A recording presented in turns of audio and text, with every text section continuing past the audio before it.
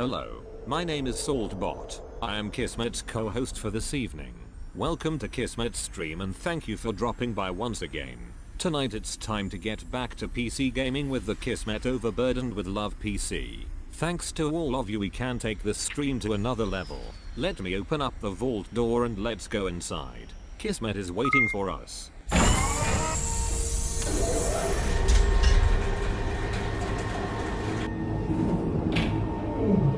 Never fails. Every single time that rolls out, every single time it puts a smile on my face. That's how you know you're doing what you love to do every day. Is if you go and do work, which is what I'm doing right now, you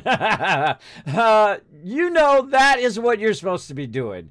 I don't know what it is. It's just a gleeful thing that happens every time that rolls out. Every time I'm here with you guys. And, oh, man, I got so much cool stuff coming.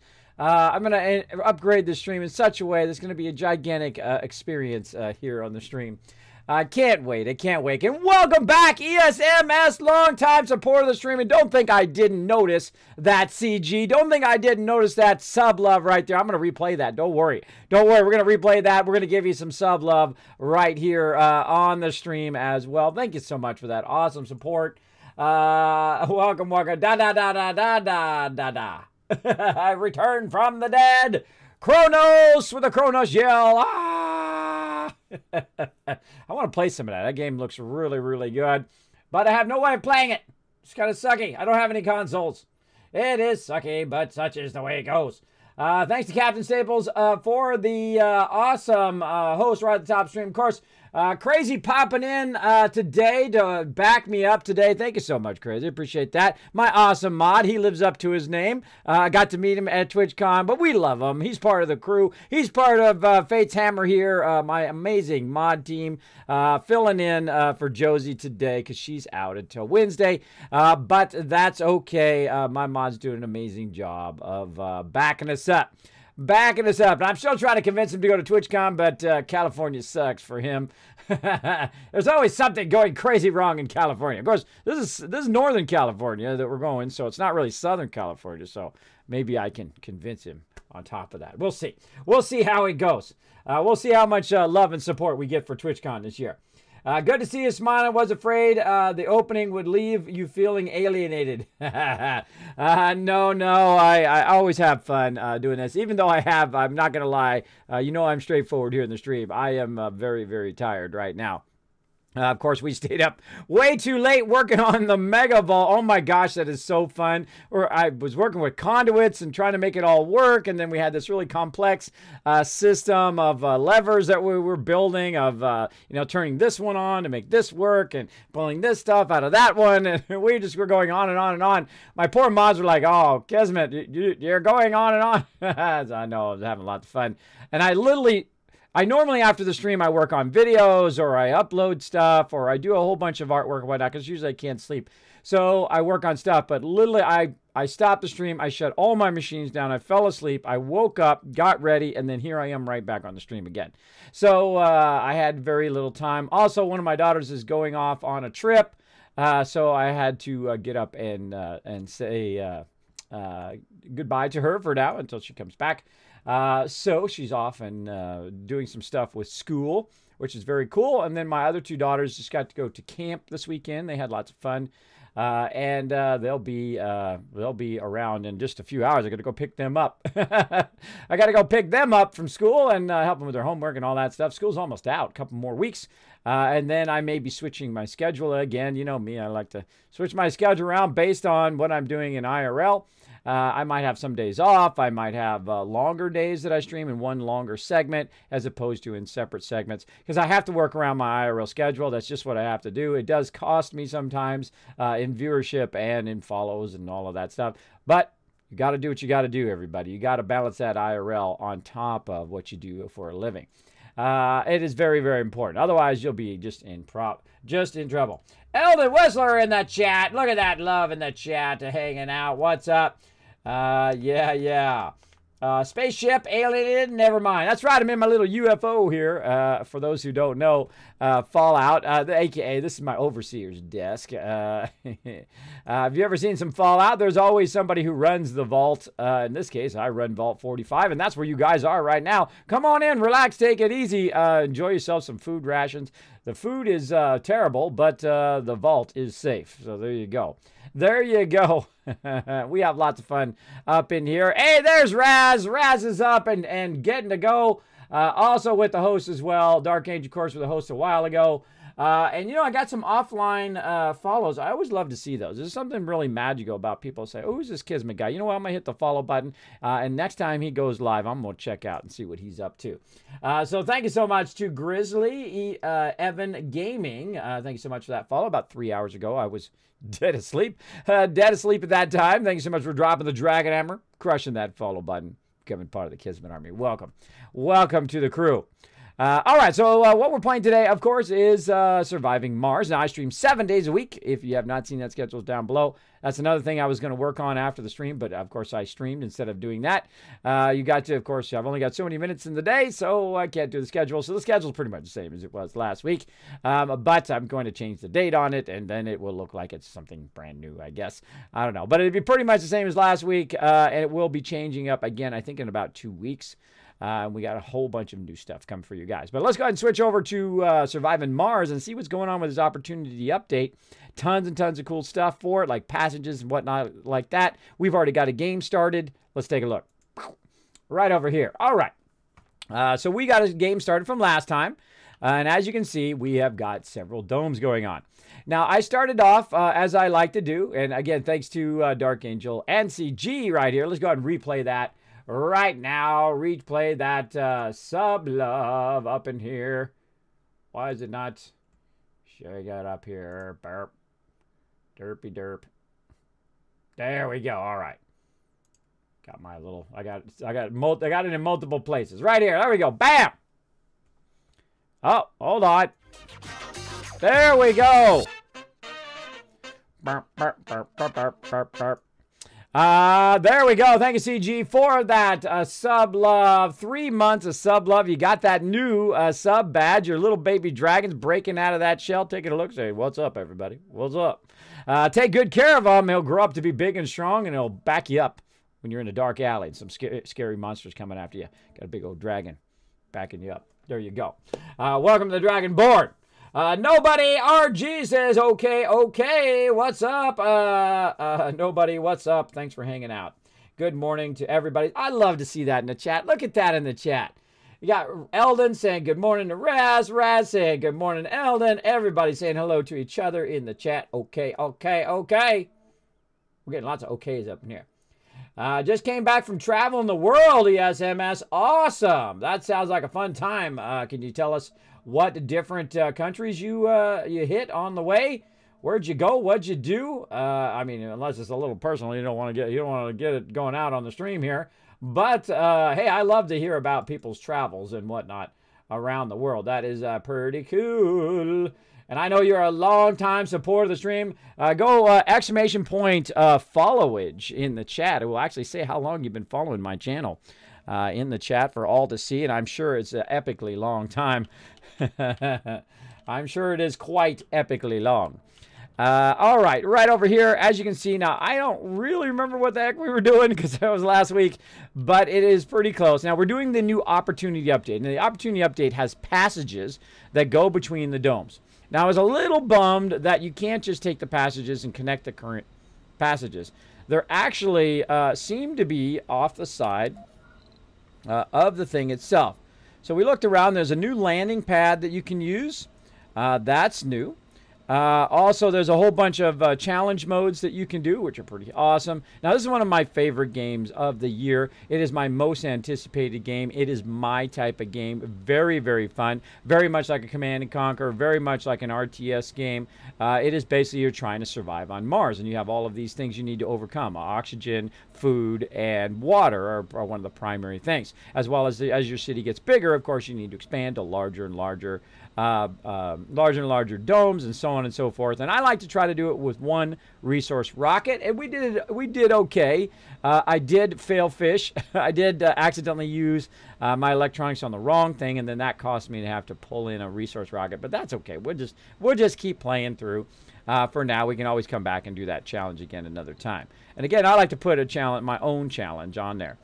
And of course, we've got various different depots that we can use over here. We've also got a passage ramp, and then, of course, these passages. Now, I thought you could just, of course, just, you know, lickety-split over here. And they changed this to how I can rotate my stuff. I can't remember now. Rotate. Rotate. And I forgot what the rotate is. I think it's a key. They changed it to a key instead of a scroll wheel. But basically, what you want to do is you want to go in and you want to run it from one place over here to another. Now, as you can see, I can't necessarily run it from one of these to over here because it literally overruns the stuff I already have, right? And it says no dome. Now, of course, I've got a dome here. It says different dome required. So we're running it from this dome to here. But it doesn't just seem to go from this right here, right, which you think you could do, right? Right? You think you just go right from there to this opening there. Now, I don't know, maybe later you can do that. Maybe you can upgrade to it or whatever it is. But you literally have to have space free in this dome to run it out of there. And I don't have any free spots, which is a huge bummer because I have just this kind of smaller edge. Now, if I had left a free spot, like there's a free spot right there, but of course it is going through. So what we're going to try to do, and it's not going to be easy, that's for sure, is we're going to try to run it out here, and we're going to try to get it in there. Now, see, this thing is in the way, so we've got to run it out of this one right there, across here, and run it into here, because this is where we can sneak some space. Now, how do I know that? Because there's a little spot right here in the middle that's usually empty. And if I rotate this just right, I should have a space in the corner that should allow me to do that. Now, right now, I've got a rocket that's able to lift off. And sorry. And then we also got another rocket that's on the way to Mars that is part of these people right here to do that. So the cool thing about the passages is people could work in different spots, right? I can put a whole bunch of people in this one, and they can work in the other one. And that's really what I want to happen. Let me have some water. There we go. Oh, King Lionheart in the chat. What's up, everybody? It's 9:17 in California. Good morning to you in California. The funny thing is I was born and raised in California, and my time zone always remains in California. Like, for me, it feels like it's 9 o'clock in the morning right now. When it's 3 o'clock in the morning and I'm playing games, it only feels like midnight to me. And that's why I usually stream at nighttime, at that late nighttime, because it just feels like it's still California time to me. My wife told me when I first moved here to Tennessee, she said eventually you'll get used to it. No.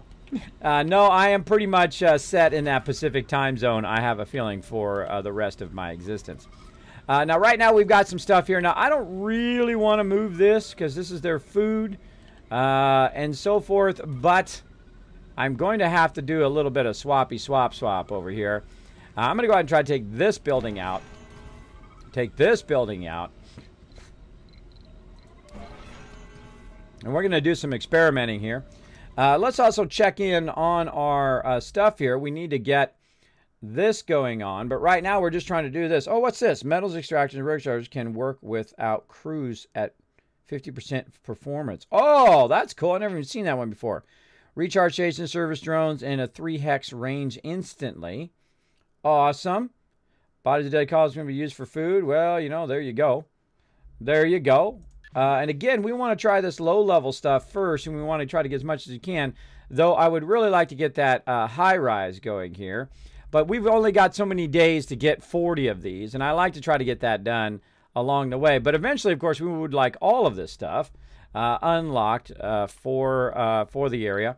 I definitely want to get that right there. So the next, after we get past this kind of basic stuff here, this stuff's 1,500. So we got to do 1,500, and then I go based on how much the resource is, right? 1,500, 2,000, because it just helps me a lot. So I'm going to have to take this out temporarily. I'm going to move this over here and so on.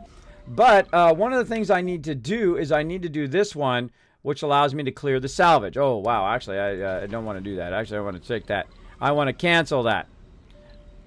So I'm going to go ahead and cancel that and cancel this because I actually can't do it. I can destroy it, get the resources back, but I can't remove it until I get that researched. So I really want to do this one, which is 1500. So if you want to stop everything that you're doing, you just right-click and you take the ones out that you're doing, right? This one's already in motion, so I don't want to take that one out. So I'm going to go ahead and jump to this one. Then I'm going to go ahead and jump to the ones that are cheap. This one's 1,000 and this one's 1,000. Right? We'll get those going. And this is kind of cool because geologist performance will be working faster. And then over here we got 1,500. So this one's 1,400. Uncovers extremely rich underground metal deposits and so on. But I really need this one, so I want to kind of jump ahead of some of these to get that one done so I can remove stuff. And then, of course, if I'm going to do that, I might as well just jump and do this one and then come back to these ones down here, obviously, after that. And then we'll take this one out, and we'll make that one the third one. There we go. And just so you know, I will probably adjust that 50 more times. 50 more times. So that's what I want to do to create those passages. If I had known that in advance, I would have tried to work this in such a way where I could access those passages. Now, another thing, again, if I have the living quarters, I can take this one out, put an apartment in there, and that will cover both of these, right, in one, because it's double as much. And then I could run the passage from there. And then, of course, same thing here. I can put another one on the other side and then run those passages and whatnot. Right now, of course, we're working on some more power backup over here. We've got double air going here. As you can see, sorry, allergies. Oh, everyone watching for my lunch break. Well, I hope you're having a good lunch break. Thanks for watching the stream. I hope you're having a good day at work. And if not, I hope you have a good day after you have work. Because you know what? The day's not over yet. The day's not over yet. If you have a rough day, hopefully your day gets better. And you know it's going to get better at least when you get to go home and relax and take it easy. That's always a good thing. All right, so we've got that going. So we've got, again, always watch out for the three main primary stuff, right? We've got power, we've got water, and we've got air. And I usually double up, right? I got double air here. We've got backup water tanks here, but we also need some backup over here. We also need to tap into that metal eventually, but we also need to get this going. Now, of course, we also have a drone hub right here, and that drone hub can only reach a certain distance. So we've got to watch out when we're putting stuff in that drone hub can access that stuff. So the first thing we're going to do is we're going to go ahead and hit the V key, V like Victor, over here so we can kind of run some piping along this outside edge here within the drone hub so the drones can service it, make sure it continues to work. We're going to make some excess, some backup water over here so that it has its very own water. Now, of course, you can rotate this, which, there we go. It is R, okay. You can hit R to rotate this. Now, of course, I don't want to overlap my deposit there. Eventually, I want to put my deposit in there. But I'm going to go ahead and basically let this overlap each other. And let those sit right next to each other. So it has its own water, its own power. And then, of course, we want to have some backup air. Now, we can also put the backup air right there. So we're going to go in, put its own oxygen tanks in here. Same thing. We're going to go ahead and rotate this around so it's lining up to those pipes. And there we go. So it has its own backup power and its own backup thing. And it's very, very close to the dome itself. I like to put the backup resources very close to the dome in case, you know, you have a break in your line or something over here happens. It's got its own backup supply of whatever it is it needs. Same thing over here. This is backup supply. This is backup supply here, and there's another third one there, and then hidden in there as well. Oh, it's over here. Hidden in there is its backup power, which is right next to it. Way over here, of course, we have got our stuff going here. We're waiting for this one to kick in, and it should be right next to the power. So once that's done being built, that should kick in as well. So this one right here has access to all of this stuff here. to make this work. Right now, the construction is in progress. So again, we've got a whole bunch of stuff going. We've also got this going up here. Now, really, it's nighttime right now. And we're kind of waiting for this to kick in. Right now, building's not working, malfunctioning cables, and we're low on polymers. So we've got a lot of going there. I'd say we just start her up, and let's get it going. And there's our power. Hopefully, it's going to fill up all of those batteries very, very quickly. And I also like to hit O a lot. The reason why is so I can see how my resources are doing.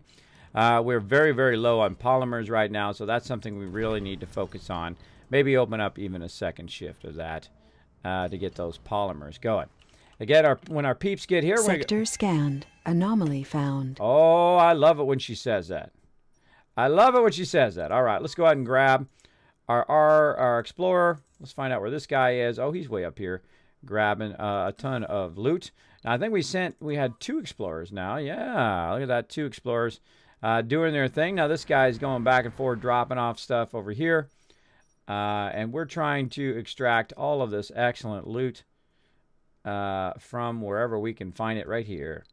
Now, we can go ahead and say create transport route, and we're going to tell them to grab this resource here and then run that resource back and put it right there. And then he will go off and do that. And if I right-click, it says that's where I want to go. So if you do that, which I do quite often, you have to end up doing your entire stuff again. So we'll do that resource there. So we left-click, then left-click again, and then to stop, you left-click again. There we go. So that will send him out.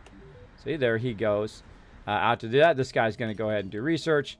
This other guy over here is going to scan away and do that, and so on. And we brought a few extra vehicles in a supply ship. Now, all my ships, I have it turned off so it doesn't take my rare materials because I need that for my electronics. So definitely need that big time. Shouldn't we get real, maybe? Getting real up in here. Getting real. Homemade shrimp, rice, and made last night. Oh, man. That sounds good. That sounds good. I took my wife to Olive Garden the other day, and we went and got that stuffed chicken parmesan or something like that. Oh, my gosh. I thought I could eat that whole thing. No way. No way. That was very, very big. But then, of course, I got to have it for lunch, which is pretty good. Rarely do we go out to eat. Breakthrough discovered. Oh, neural empathy. There we go. We got that done. Oh, here we go. We've got some new peeps coming in. I like to land them right over here within the drone area. And let me rotate this one. We're going to sneak them right up against like that. All right, so these guys are going to come in. They're going to kick in this new dome. We're going to go ahead and turn that dome on now that we have power and oxygen and all of that stuff. And now it's going to kick in. All these guys should come down. They should run in there and take care of that. This one here, how are we looking? This one's waiting on for some fuel. This one's all fueled up and all the resources are out of there. It has 20 drones on it right now. But the second it takes off, those drones are going to transfer from here. And they're going to transfer to the drone hub. As you will see right now, there's 12 drones. And as it takes off, new colonists have arrived. There we go. So those are going to transfer from there to that actual drone hub itself. Or to another ship. See, in this case, it transferred to another ship. I could tell them manually to go to the drone hub, but as I launch this, you'll see that it works the same anyway. It works around in that entire area and takes care of business. And again, I like to have the power running at nighttime. Now, if we're seeing a problem here where the power is not quite running, and this one's ready to go too. All the stuff is out of there. Okay, bye-bye. Bye-bye again. See, there we go. See, some of the drones transferred to this. Research complete. And some of the drones transferred to the actual ship itself. Let's get those ships out of there. Now, again, if we do not have enough power, if all of these are not all the way up at the end of the day, right? Right now it's 16.5 power surplus. So we definitely need more power. So we're going to get in here and we're going to boost this. We get our peeps in here. Ah, there they are. They're in there looking awesome. We've got 10 in there right now. And again, we want to get those passages going from one place to another. Research complete. Awesome. So we've got all of that stuff down there. Now it's starting to work on this one, and then we'll get our stuff there. More applicants appear. Ooh, nice, nice. Look at this. Look at all this really cool stuff we're getting down here in breakthroughs. We're going to really do a lot of breakthrough stuff. So again, we do not have enough surplus power to really keep this going. So we need to, of course, create a multiple line of this. And so I'm going to go ahead and just kind of cut it across here. Again, we always need to be looking about where our drone hub can end up, where our drone hub can reach. All right, come on. There we go. Where our drone hub can reach, because otherwise if it goes beyond that, then it won't be serviced, much like this over here. But I'm using this to kind of fill the rest of that gap, right? My little RC rover. So I'm always kind of concerned about how I'm running my power big time. So we can also use our shortcuts, which are K and J. J gets us the large solar panels. And you're like, Kismet, why are you not using the spinny things? Well, that's because I don't have enough production to keep that going right now.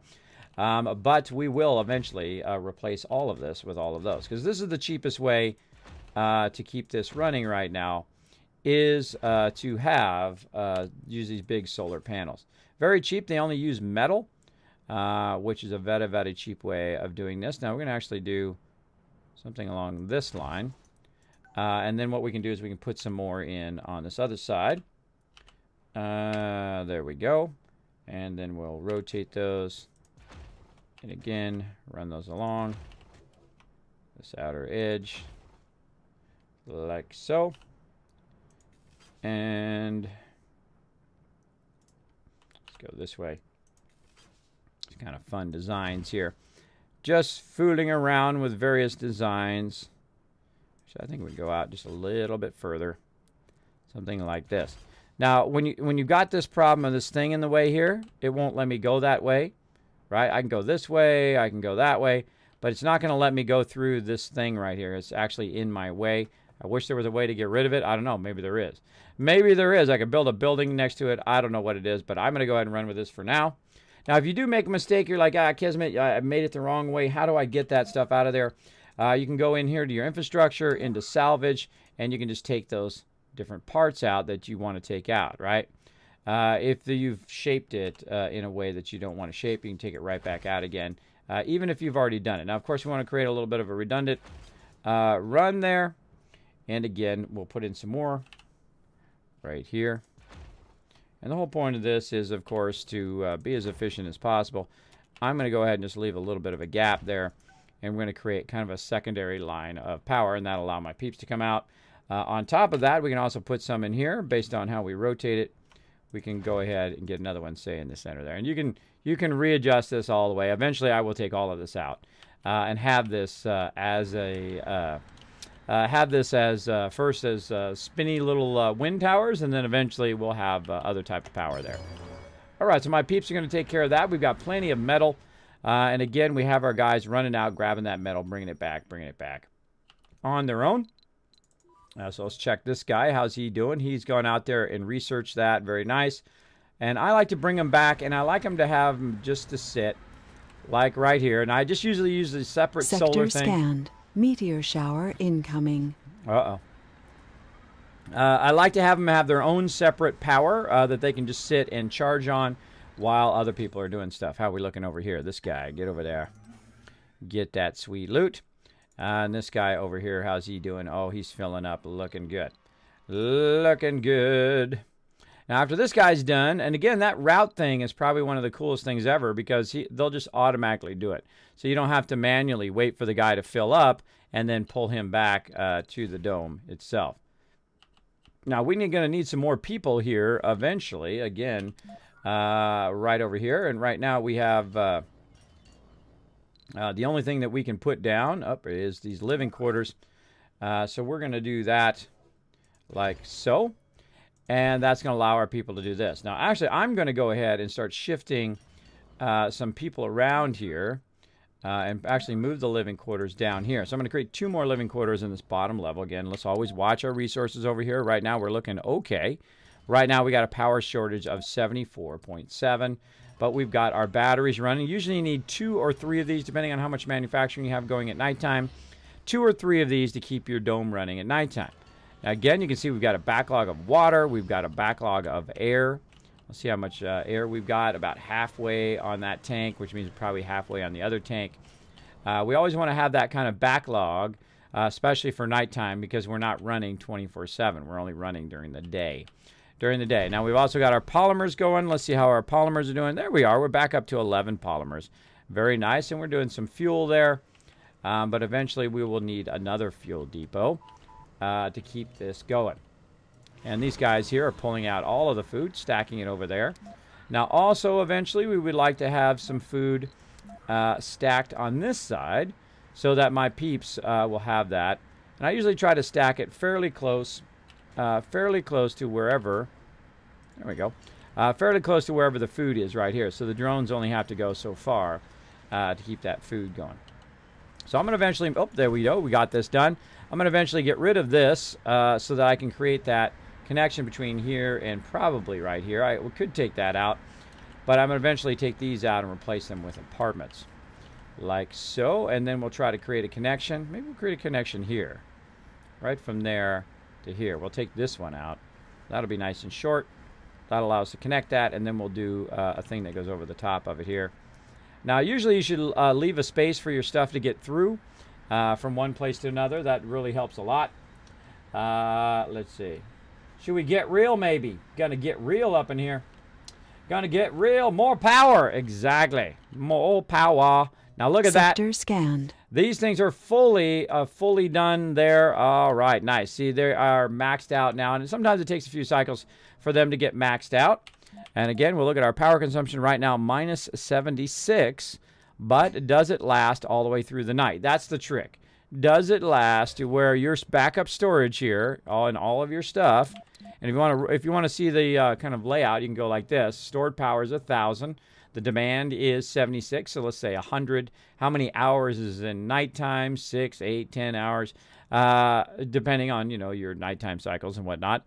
It basically will burn that power, and just as it gets almost gone, it will then charge it back up during the day, and then down, and then up, and down, and up. So how much stored power do we have left at the end of the nighttime? There we go. We have 666, which is kind of a weird number, 666.7. It goes all the way down by about 400, say. We'll just round it off.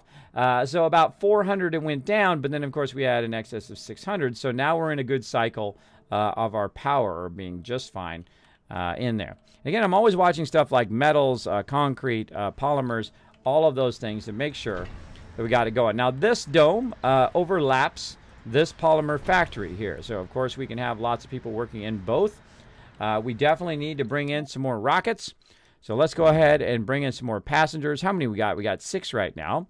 Now, we can only bring in the beginning, I only like to bring people in who don't have any flaws. And, of course, the more people you have with flaws, of course, the more issues you have when you have them in your colony. So, of course, we want to watch out that we don't pull in too many people who have issues, right? And we're up to 11. We can hold 12. We've got a whole bunch of here. We got hypochondriac. We'll pull them in. So now we got 17 that we can do. Let's go ahead and launch those and bring them in. Now, also, there's children being born on Mars and continuing to run there as well. And again, we have to keep those resources balanced. Found. Oh, it's happening way up there. And now we're going to have these anomalies that are going to show up from that meteor storm. Let's keep our scanning going. There we go. Always keep that scanning going. Always keep that research going as well. And how are we looking up here? Again, we're waiting on that one where we can clear stuff. Let's get our drones here. This one needs to be charged. So let's bring this one in. And let's have that one parked there. And this one's already charged. Now, here's something I do while I'm waiting for this storm. I will go ahead and I will send this guy way up here just to chill out until this storm is over. And the second that storm is over, then I will run them up there to try to get that materials. Now, of course, if he gets damaged way out there, then what I will do is I will send out my guy to help out to get that going. Again, we have a solar thing here that we can't take out because we need that decommission thing that allows us to take that out of there. We got another rocket on the way. How's this rocket doing? Is it getting there? It's getting there. Research complete. Oh, there we go. So now we have the ability to decommission stuff. Bam, take that out of there. Nice. Nice, nice. Now we can decommission. Now this stuff only runs at nighttime because usually you really don't need that much concrete if you're not building tremendously. If you're not building a lot of stuff. And again, notice it's pulling the concrete way down here. It's moving our machine parts. That's so that this stuff down here is doing okay. Now for every dome that you add, every small dome, usually I like to add a water extractor. Now this water is not infinite. It has about 7,000 left, so we have to think about what we're going to do about that water eventually, because then these guys are going to run out of water up here. And that will be horribly, horribly wrong. Now, of course, we do have some other water around. We got water this way. We got water up here. Probably I would tap this one next because that one is closer. But we can also build tunnels and all sorts of cool stuff, which we'll get to. Now, they've actually changed around where the resources are on this map, so it's more difficult for me to do that, but we landed in the same place to see what would happen. We're just winging it right now. We're winging it. Going with the flow of it. Big time. Kismet, have you made it to the end of that dream story? The one that I'm playing, wondering how long the story arc is. I have not made it to the end of any legendary arc yet. Or mystery arc. Why? Because I don't rush it. I don't rush to the end of games. I enjoy them. I play them without burning myself out on them. That's why I enjoy playing multiple games, different games. As you can see, I play a lot of variety games here on the stream. A lot of various stuff. Love playing some various games across there. By the way, anybody watching the stream right now, if you happen to know an artist, a graphic artist who does logos, people who do video editing, people who basically are artists drawing, anything like that, I'm looking for some artists to help me with my channel because I physically don't have enough time. I have tried very, very hard to try to do everything, but I am only one person, and I'm looking for peeps to lend a hand. So if you happen to know somebody right now, you're thinking, oh, yeah, I know somebody. Have them go ahead and buzz me on my Discord, Kismet it's discord.gg/Kismet. Have them go on there, just whisper me. My name on there is Kismet. I know, very, very hard to find. So have them whisper me on there. Let me know their portfolio and what they can do and that kind of stuff. I am looking for various artists, as well as I will promote them on stream as well if they do a fantastic job as well. And of course, it's not for free. I don't expect artists to do stuff for free. I don't mind doing trade outs, but typically I prefer just to pay them what little I have here on the stream. And then this way I'm getting that stuff done instead of it taking months Sector and months and scanned. months. So if you do know somebody, let me know. I'm always interested in meeting new artists who have an incredibly great follow-up, who can go to it, get it done, and then move on to the next project. That's how I like to be when I'm doing projects as well.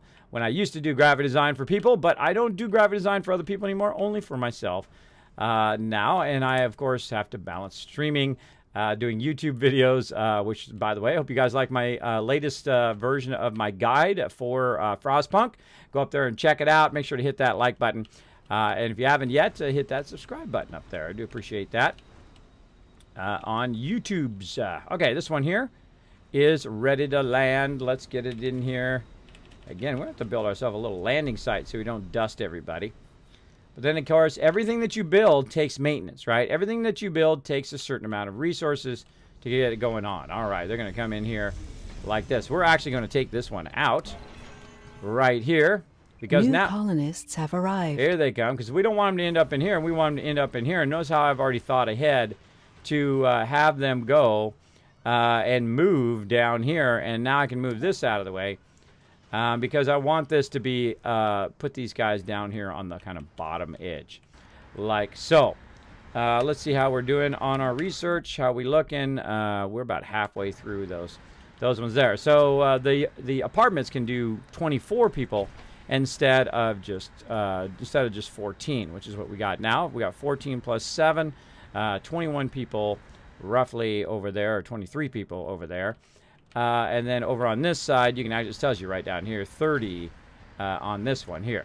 Now, of course, the more people they have, the more overlap we have on the buildings to work together. So over here, we've got our rare metals extractor running. And then on this side, we want to go ahead and get our just our straight up metals extractor right there. And we're going to go ahead and just tap this right into here. Now we could just put it down a little bit, over a little bit. Let's rotate it a little bit.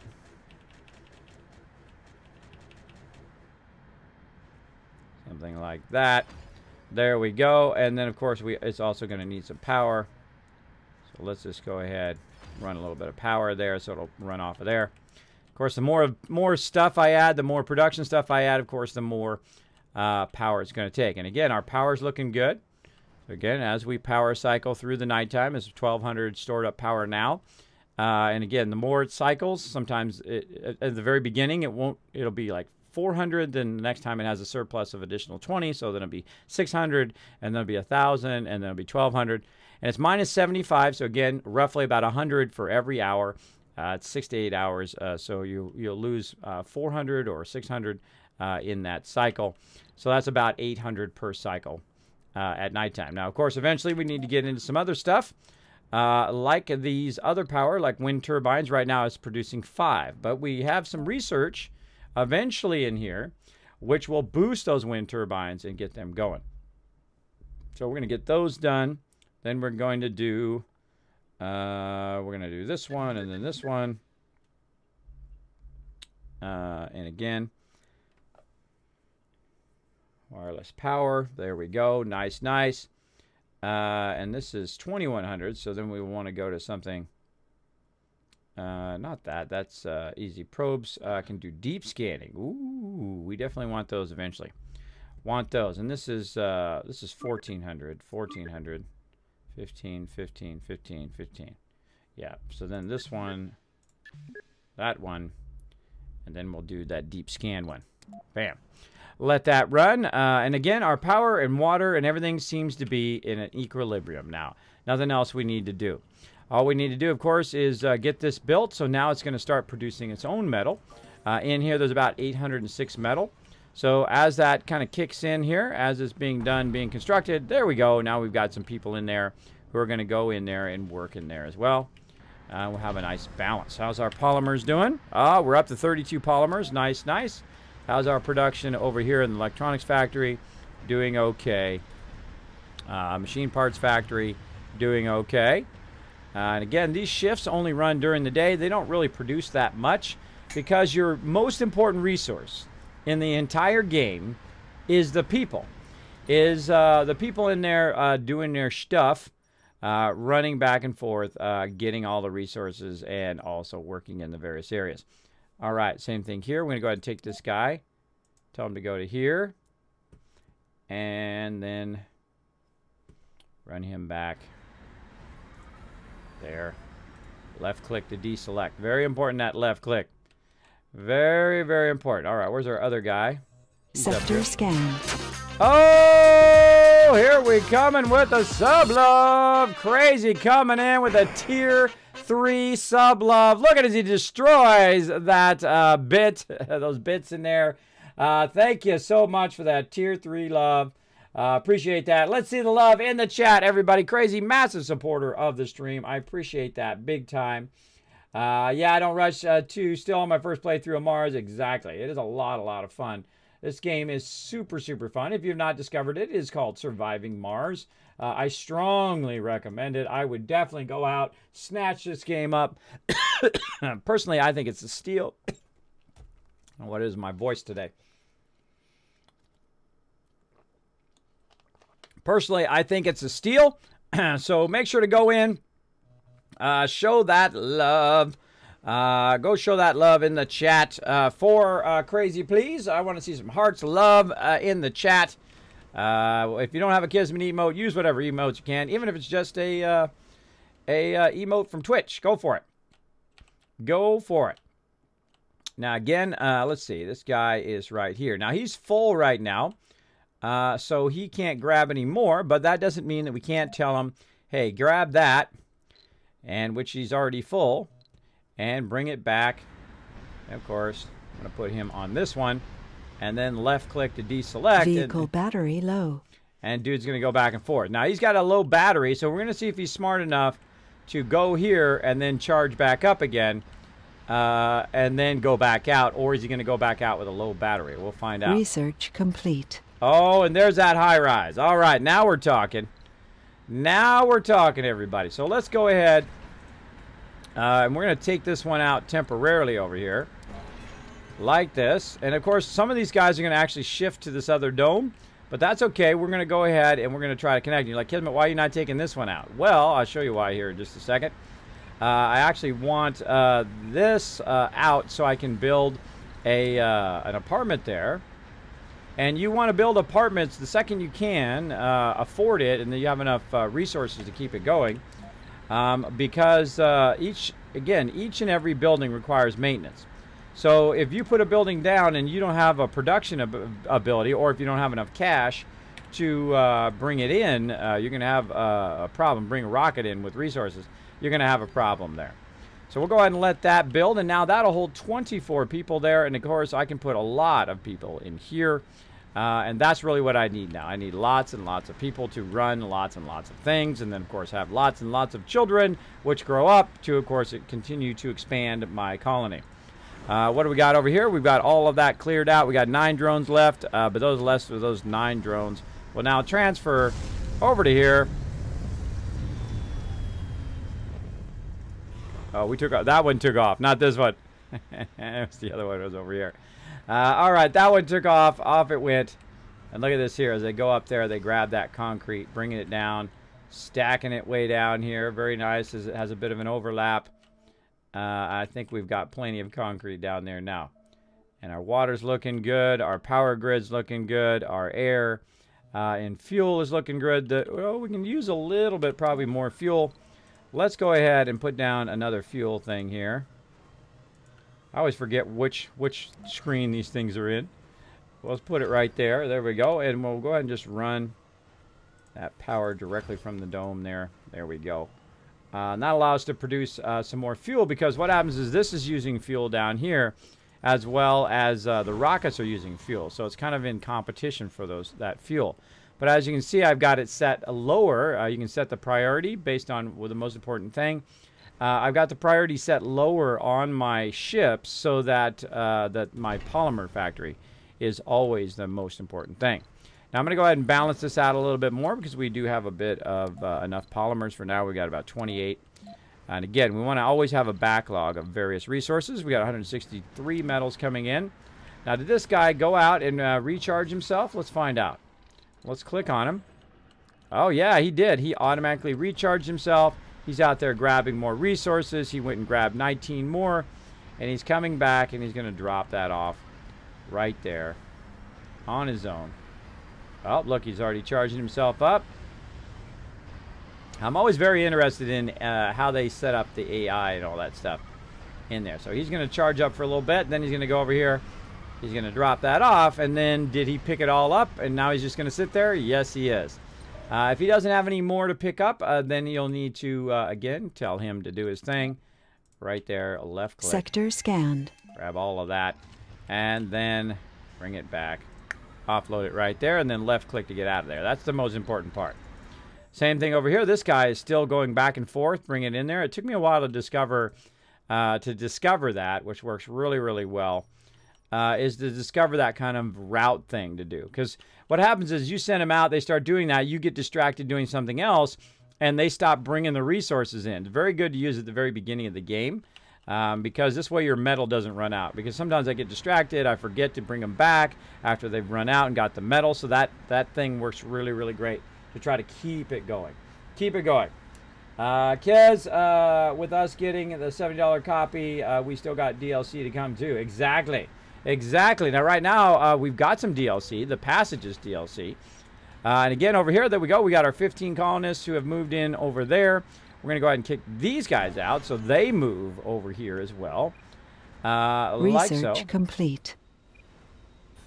And we'll have them move over there. There we go. Now, anybody left over can move to the other dome over here if we have some space, and when we do. And then we can go ahead and try to create that passage from one place to another. And we'll probably try to rearrange some of this as well, because we want to check out those passages. All right, cool. Let's try out passages now for the first time. I think we have the ability to do it now, if I can remember where the heck it was. I think it's in here. Where are you at? Where? Oh, it's under domes. That's right. Under domes, and here's our passage. So we're going to tell it to go from here up into there. Ha ha ha ha. That is cool. I got to give him that. I got to give him that. That is pretty cool.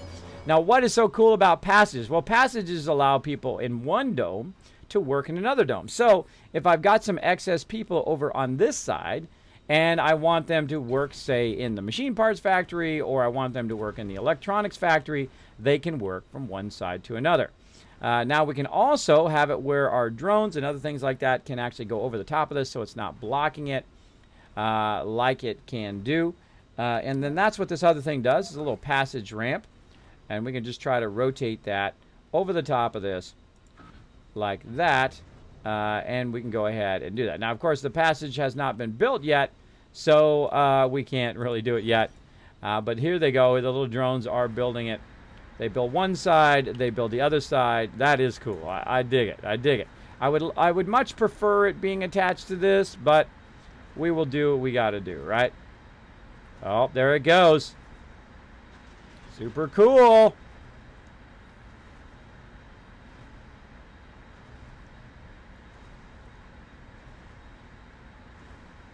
Still building it.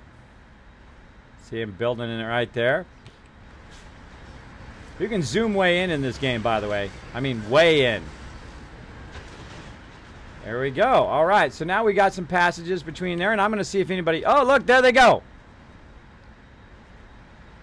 Oh, it's like an escalator. It's like one of those moving escalators like in the airport. Look at them go.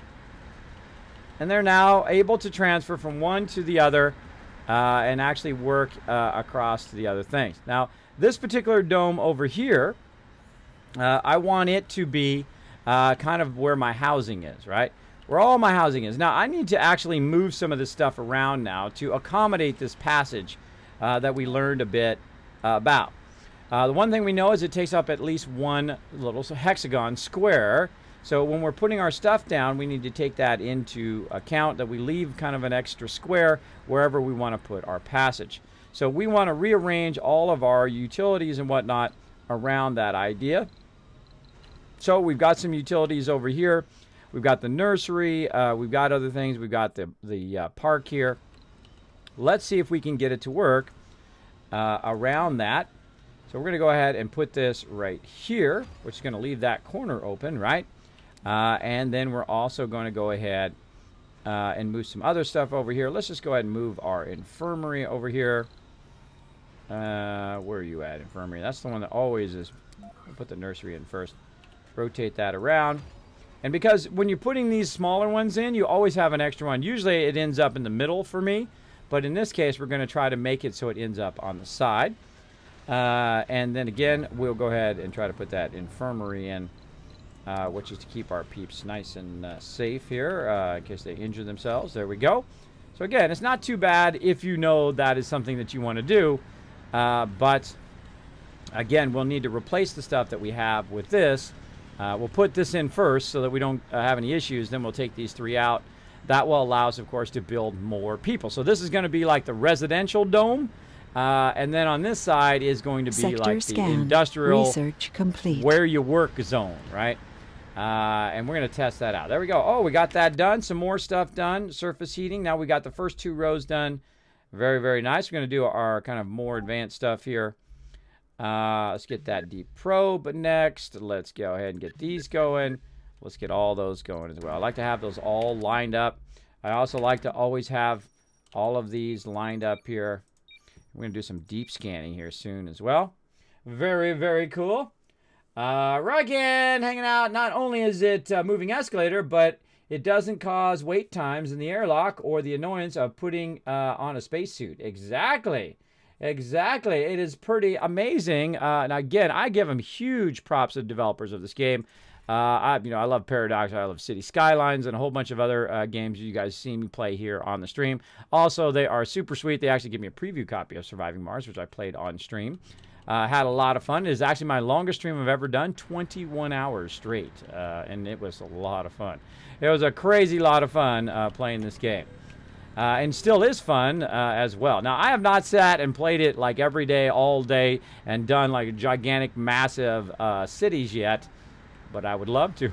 If I had enough time, I would love to do that.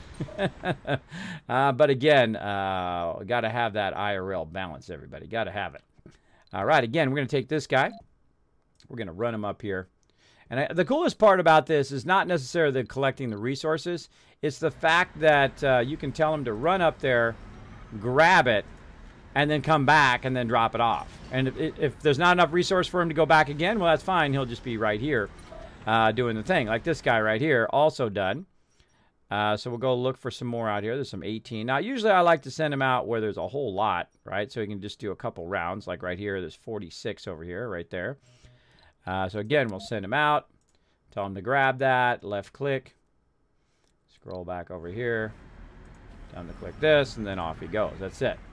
Set him up. He does his stuff. You don't have to worry about it. He'll charge himself up when he comes back. And good to go.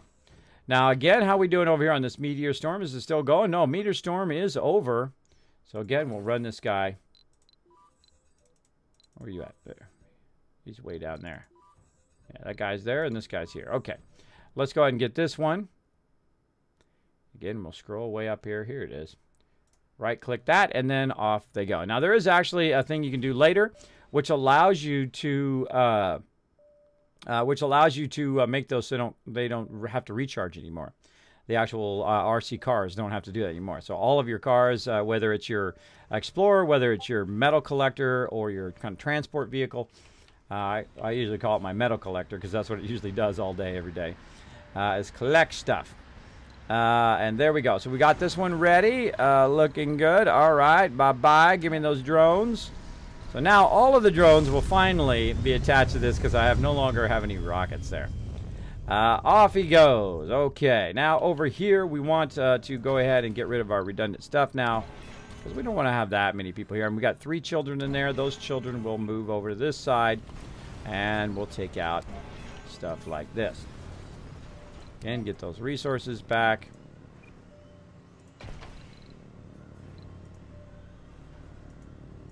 There we go. And our drones will get in there and take care of that. Research complete. Anomaly analyzed. Milestone achieved. Oh, we researched a breakthrough. Look at all these breakthroughs we got down here. Metals extractors, unlock trait, empath. Empaths raise the morale of all colonists in the dome. The effect stacks with other empaths. Nice.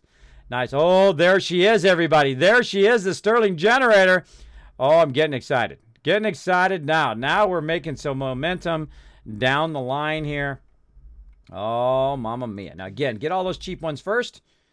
Get all the cheap ones first, because if you want to get that thing done by Sol 100, which I do all the cheap ones, and then after that, you can put it in whatever order you want.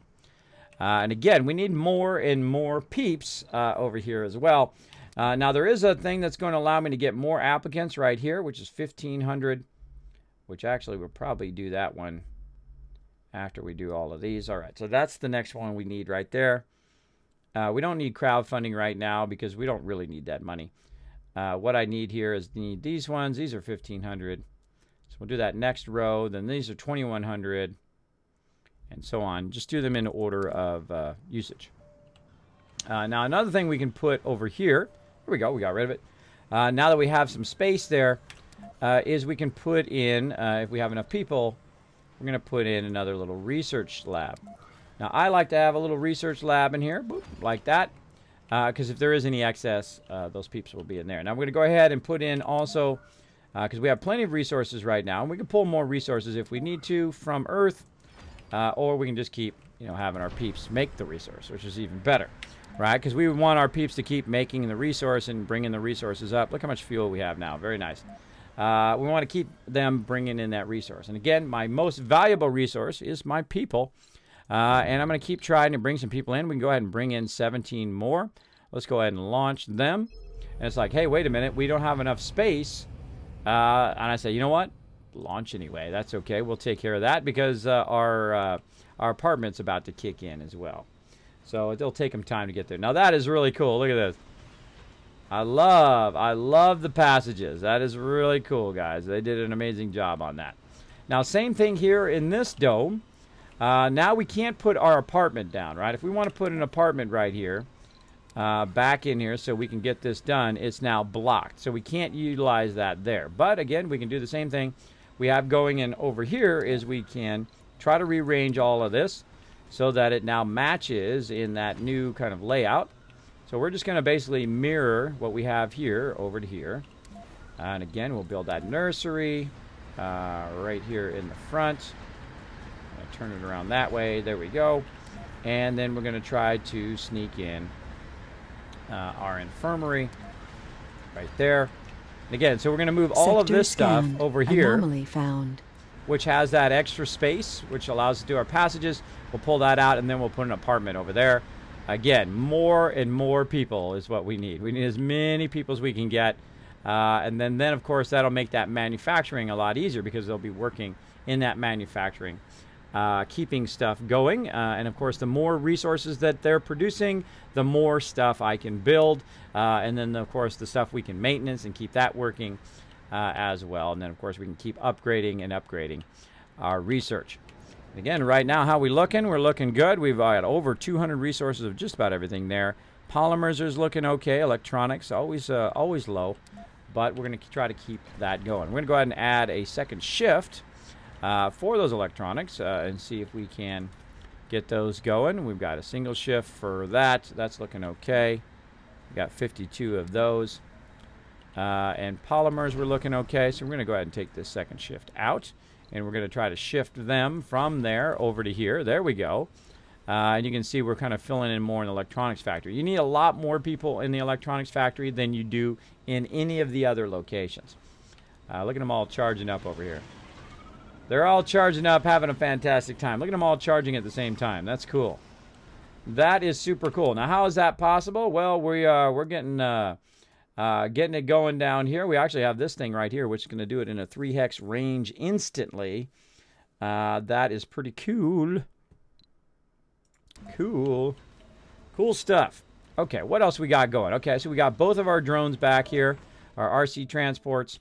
And again, I like to be very systematic where I will go block by block and look for any metal and then try to have it extract that metal and bring it back, even if it's just a little bit. Let's go. We got 18 over here. Where's that at? Right there. Okay, so I'm going to have it come out to this. Then bring it back to our resources. Right there. And off it goes. And left click to get rid of it. And then again, so we've got that guy going up there. Research complete. Oh, look at this. Now we've got some deep deposits. See those deep deposits sitting there? Nice, nice. So we instantly got some deep deposits there. We got our core metals done. So it popped up some kind of deeper metals. And look at this. We've actually got one that's literally right next to where we are. That's awesome. That is awesome. Right next to the dome in which it already exists. So that's going to help us a lot. That is going to help us a lot big time. Big time. Hey, Raccoon. Thanks for hanging out, buddy. Thanks for hanging out. Satan's also hanging out in the chat with that octopi. Thanks for hanging out. All right. And again, super fun game. Again, if you have not snatched it up, absolutely snatch this game up. I think it's a steal, especially I got the $70 version, and I even got a free copy, by the way, but I still bought the $70 version because that's how much I like the game. This is very much my type of game. Very, very fun. All right, so you can see that we've moved all of these resources over there, and that leaves us some other areas for building our various stuff. So here we've got 3 in there. We've got another rocket coming in here. I really want to build one of those rocket pads. Can we build a rocket pad first? Hold on. Let's see if we can build a rocket pad first. And put that right out here. And then try to rotate that. Something like this. Nice and close. Maybe out here just a bit like that. Yeah, cool. All right, let's high prioritize that. So our people right now is they're going around Mars in the ship, right? And they have 97 hours before they die. So I've got to make them land in 97 hours. Now that only takes concrete, which is actually pretty cool that does that. Now it looks kind of like it has like a landing pad and then these kind of circular pads down here. I don't know what that does, but it looks cool, and we're going to find out right now. Let's go ahead and let that run. Then we'll bring our peeps in. For right now, we're going to go ahead and actually remove these right here. And these peeps are going to transfer from here, and they're going to go ahead and move in over here. Nice, nice, just like that. Allows us to take this one out, and then, of course, I'm going to take that one out, and then turn right around and put, oh, not a research lab. Sector scan. Turn right around. Pipe. And once that's out, we're going to go ahead and put an apartment back in there. So they get rid of that. There we go. And then we'll put an apartment right back in here so we can hold twice as many people. There we go. And how's our landing pad done? All right, is it done? I think it's done already. Okay, cool. Yeah, look, it just snaps right in there. That is super cool-a-rooney. That is cool. Again, they added passages between your domes, and they added landing pads. Okay, now that's cool, everybody. That's cool. I dig that. Here comes my peeps coming in. New colonists have arrived. New colonists coming in. We got some room for them in here. We're going to have some more room for them here in a minute. Now they can also, look at as they're running from that side over to this side. Where's that guy going? Let's watch him. Oh, he's going over here to work in the electronics factory. Yeah, that's what I like to hear. All right, going there to work in that electronics factory. Nice, nice. Again, we're waiting for our drones to fill in the rest of that stuff. Looking good, looking good. How we looking on food? Food's looking solid. Most of the food is over on this side, though. You know what I'm going to do is just go ahead and take care of this food depot right here. Let's go ahead and have them move that and have a stack of food over here and a stack of food over there. Now, once that happens, by the way, all the drones that can kick in that are idle right now will kick in. Research complete. And grab all of this eventually and start bringing it back and forth to bring it down there, which is pretty nice. Oh, man, look at our research go. All right, go, baby, go. Oh, yes, we got all that going on. Again, this is 2100, so we're going to wait on that. We're going to go ahead and get this one, which is going to give us more applicants, which is awesome. This is going to extract faster. This is going to give our fungal farm so we can start making some food. Again, we'll let all those low-end ones go first. Let's do it. Now that the most critical phase of the mission is behind us, we would argue it's a good time to start focusing on our mission evaluation goals. Got to play this tonight, crazy? I know. And again, this is the thing I was just talking about. Right now, we've got 18 out of 40 done. We're at Soul 46, so we're halfway there. Not doing too bad, but we're going to try to keep that boosted, keep that running as well. So let's also get them to high prioritize this right here, so we can go ahead and take this one out. Go ahead and prioritize that a bit. And how's our drone thing right here? Right now, it's about medium. Again, you see all these drones going up here, grabbing all of this concrete and whatnot out of there and pulling that down here, and they're running it way down here down to this. Now this is currently full, so they don't really have a place to put that concrete. So what we're going to do is we're going to go ahead and make an additional concrete thing here, and then watch as I do this as well. The second I put that in, then they're going to be like, oh, okay, I got a place to put this. And they're like, oh, okay, grab all that and bring that down and put it right there so they don't have to run all the way up here to come all the way back down here. This way, otherwise that takes a really long time for them to run back and forth just to get that concrete. Now, if you want to speed this along, of course, you can use your little transport to go up here, grab those resources like so, off the ground. Just been sitting there. And we'll grab these resources, and we'll grab vehicle battery low over there, and we'll run this down here like this, and we'll tell it just to unload it right there so those drones don't have to run so far to get those resources to build up all the stuff in our dome. And as you can see, there we go. Now that we've kind of moved that down, that's going to speed that up tremendously. All right, let's go ahead and find some more stuff for it to do. Now, it's been doing a great job of just running up there, grabbing all the metal from a section, and then bringing it back right there. Left click, and then back over here. And again, you got to keep that metal going. You can very easily run out of metal in the game, very, very easily. So I try to keep these guys going, even though we have our own metal kind of thing going. Oh, 86 right there. 86, I like to see that. All right, right here. And again, we'll tell them to run up there, grab that Pipe resource. leak reported. Oh, don't worry, my peeps are on it. My peeps are on it. And again, we'll grab him, have him drop it off right there, and off he goes. Off he goes. Now, let's see. Any more stuff to scan? Oh, yeah, we got something right here. Let's grab this first guy here. Right-click right there. Back to the dome. This thing is flashing, which is telling me the Kismet, it's full. We're getting all the resources out. We have literally one more food to get out of there. There we go. And once we have all that food out of there, that baby is ready for Sector a scanned. launch. Anomaly found. I love that. I love that. I love that. That is really awesome. I'm loving the passages so they can work in multiple domes. Oh, we got a bit of a power problem over here. We're having a bit of a power problem at nighttime. Look at that. See, we ran out of power. You don't want that to happen. Why did we run out of power? Because we added more apartments. We've added more manufacturing. We've added a bunch of stuff that is making it more difficult to keep that power going. But we do have a surplus of power, right? Right now we have a surplus of 10, but that's not going to be enough. It's not going to be enough, and you will find that you're constantly kind of balancing that power. And the second I see that we're not having a surplus, the first thing I know is that we need an additional power here.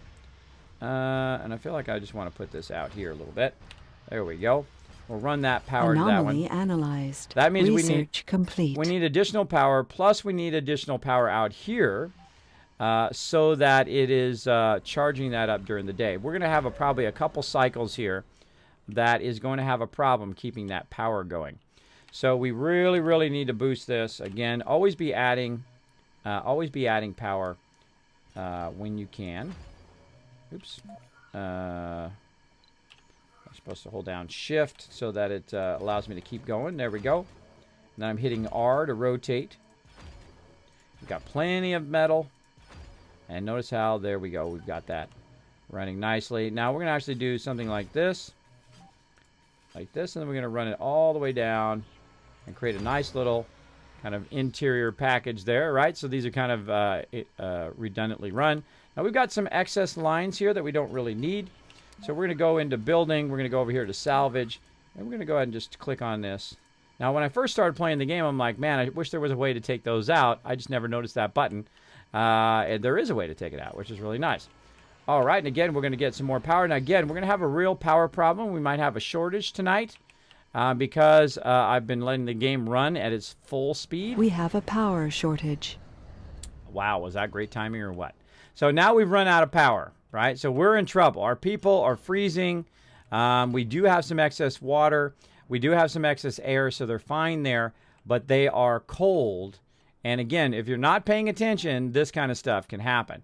Now, the second it becomes daytime, we should have enough power to keep this going. There we go, and then our drones should turn back on again. You should always be looking at how much power surplus you have, right? You definitely want to have at least 20 because 20 is going to be charging your batteries, but I like to have between 40, 50, and 100 power surplus.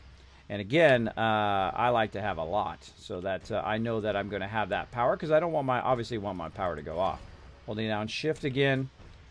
Hitting R to rotate, so we kind of fit these together as best as possible.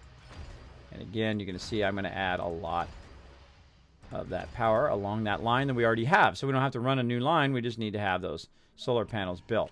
Now eventually we need to, of course, use the higher end power, which I really want to get started here, which is our generator here, and then eventually we're going to have some wind generators as well that we can upgrade. Now, I didn't get it very early on. Now, these are very randomized down here. So you never know what you're going to get in what order.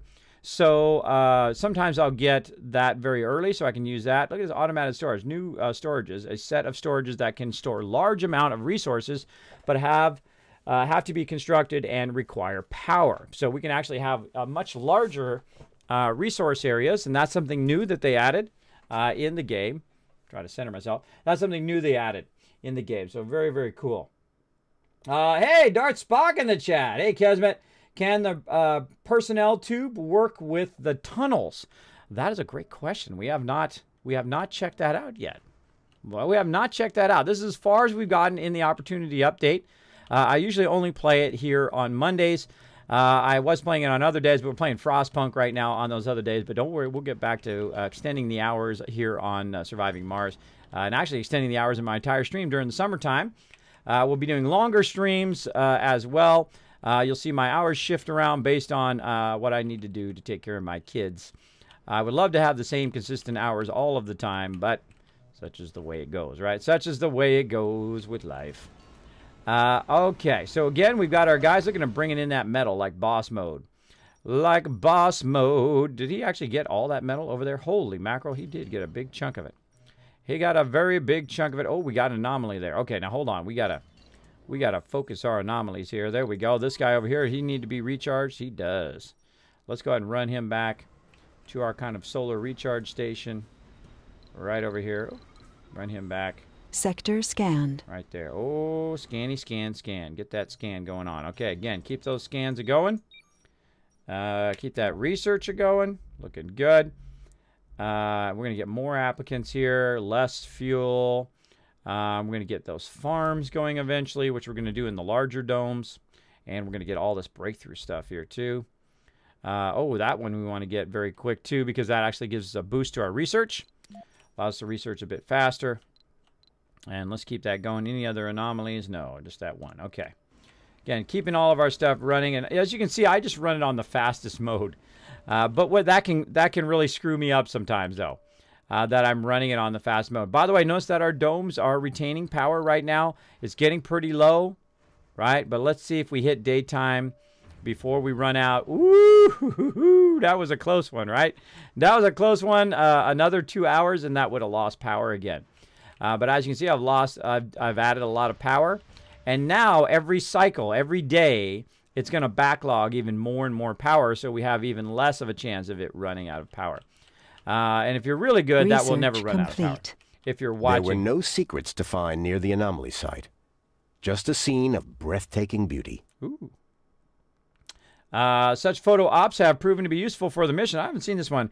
Inspiring people on Earth to believe that humanity should create its new home on the Red Planet. A celebrity applicant is available on Earth. Woohoo! Cool. Celebrities, of course, boost the happiness of your peeps.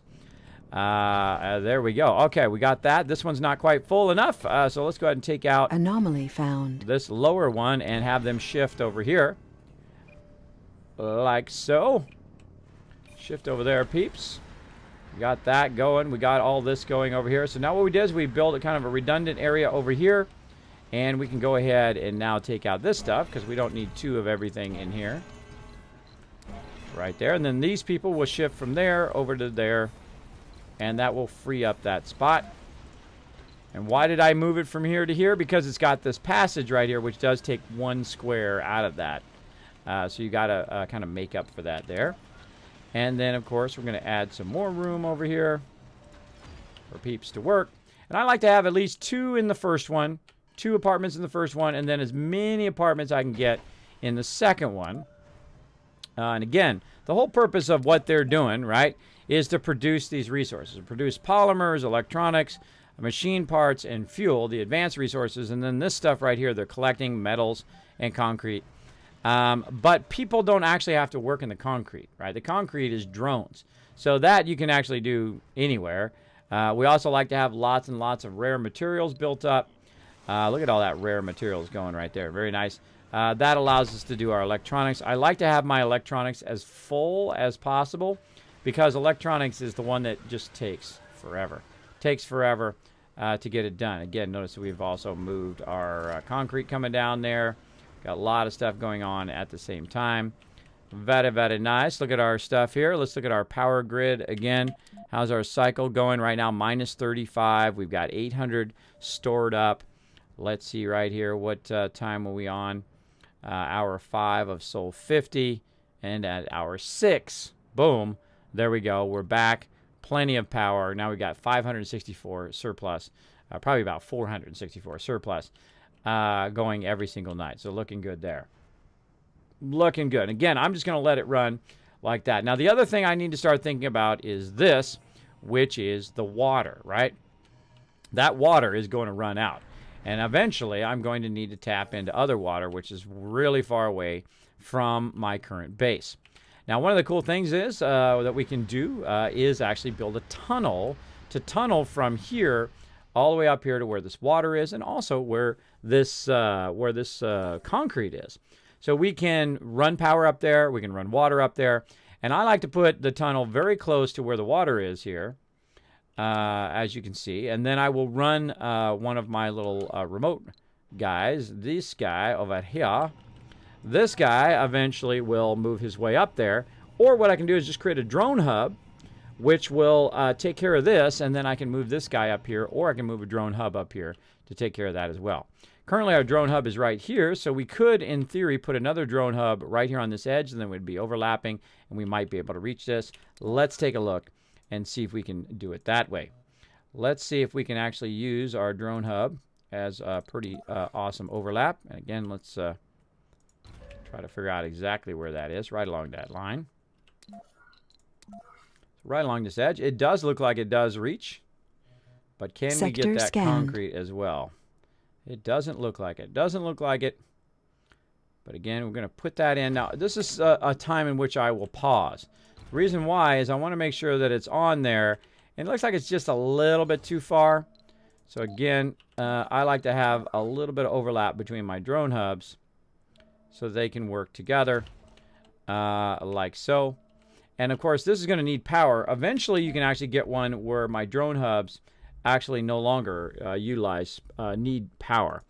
Is it this one right here? That's the RC rovers no longer need power. Drone batteries is 50%. I don't think we've gotten it yet. We get out here. Oh, look at this. The bigger dome, the medium domes. Nice, nice. And we can go ahead and eventually get it where the drone hubs themselves require 0 power. And then we can put them wherever we want without having to run power to them. Oh, we got the university going too. Nice, nice. Okay, so but this one actually requires power. So we're going to need to get some power up there. Now, of course, we're going to use a really cool technique while they're building that, which, of course, is the tunnel I was talking about. Now, we're going to go ahead and put this tunnel right over here. Now, it's got to be a working drone hub, right? And how much power does this take to run? Well, it doesn't really say there, but if we roll over it here, it takes 3 power to run. So we could, in theory, utilize temporarily a solar panel here, like this, and we'll hit C so we can run a little bit of power. There we go. That'll run power to that, and then we'll actually power it during the day. If it's powered up during the day, then look at all my little drones doing their stuff. Oh, look out! Ooh, look out, droney drones. That was close. Oh, well, hey, thanks for bringing me some metal, bro. So those meteors actually aren't so bad. They actually bring you metal, and they actually sometimes bring you anomalies. Oh, look at this. We got an anomaly, right? Or we got, not anomaly, we got that rare materials there. I heard it say anomaly up here. There we go. Let's go get it. There we go. We'll send that one up. And again, we're also waiting for that deep scan. How are we doing? Oh, we have the deep scan. All right, awesome. So the thing about the deep scan is you can actually rescan the places you've already scanned. So you can actually scan Research complete. Areas that have already been done, usually. Or did it automatically just do deep scan? Why can we not? Oh, those are probes are cheaper. Did we not get our deep scan yet? I thought that was our deep scan. Probes are cheaper and can deep scan. Okay.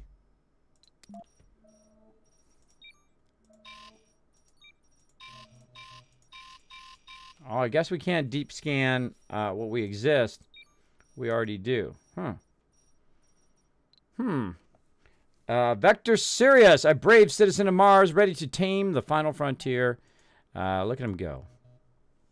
Look at them go. Again, we also want to check in on our stuff here. We want to roll over colonists. What we want to see at the bottom there. Oh, Belladorian coming in with a raid. I always love to see that little minion. As you can see down there at the bottom, it is green. Also coming in with a host. Thank you so much for that, host love. Appreciate it big time. Welcome, everybody. Welcome to the stream. We got Rod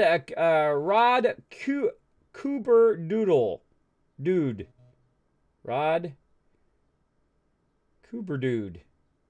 That is a rough name to say, but it is pretty epic. Thank you so much for coming in, showing the love here and there. I love it when people come in and raid with their favorite streamers. Welcome to the stream. As you see, we're playing some Surviving Mars today, having lots and lots of fun. I play a lot of various games. Of course, that schedule right down there below the stream.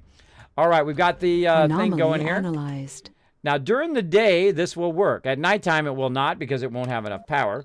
So right now, we want to pause the game. We want to go ahead and just put the tunnel right over here. And then, of course, this is going to maintenance it as well. Now, of course, this needs to have an overlap of our resources. As you can see, it doesn't quite overlap. So we want to, of course, move some of these resources over here. So where that is. But, of course, we're going to research those bigger ones to test those out. And we'll try to put it in the overlapping zone. So if this needs to come down here and get some resources to keep this water going, then we'll have that on tap. Now, again, we don't want to have to run pipes all the way across here because that costs money. Or cost resources to run it. So if we can just put a tunnel over here, right? That basically is right next to the water. And I actually want it to be offset a little bit because what you want to do is have an area for waste material. So we're going to go ahead and put it right there. And then it's going to say, where do you want the other side? Well, I want the other side to be as close to the domes as possible. So I'm going to go ahead and just literally run it right here. Of course, make sure not to obstruct it so stuff can go in and out of it. But we want it to be nice and close where it can go ahead and tap into this drone or tap into the dome itself. Now we need to look and see where the connection is right here. So we could literally actually connect it to the side of the thing if we wanted to. But we want to also do it. By the way, I'm rotating the camera with Q and E. But we're going to go ahead and put it literally right up against this.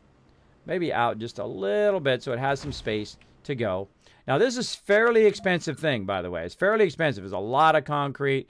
A good amount of metal and machine parts to make that work. So you don't want to do that in the very beginning. You want to do that later on. And we're just kind of prepping for the future here.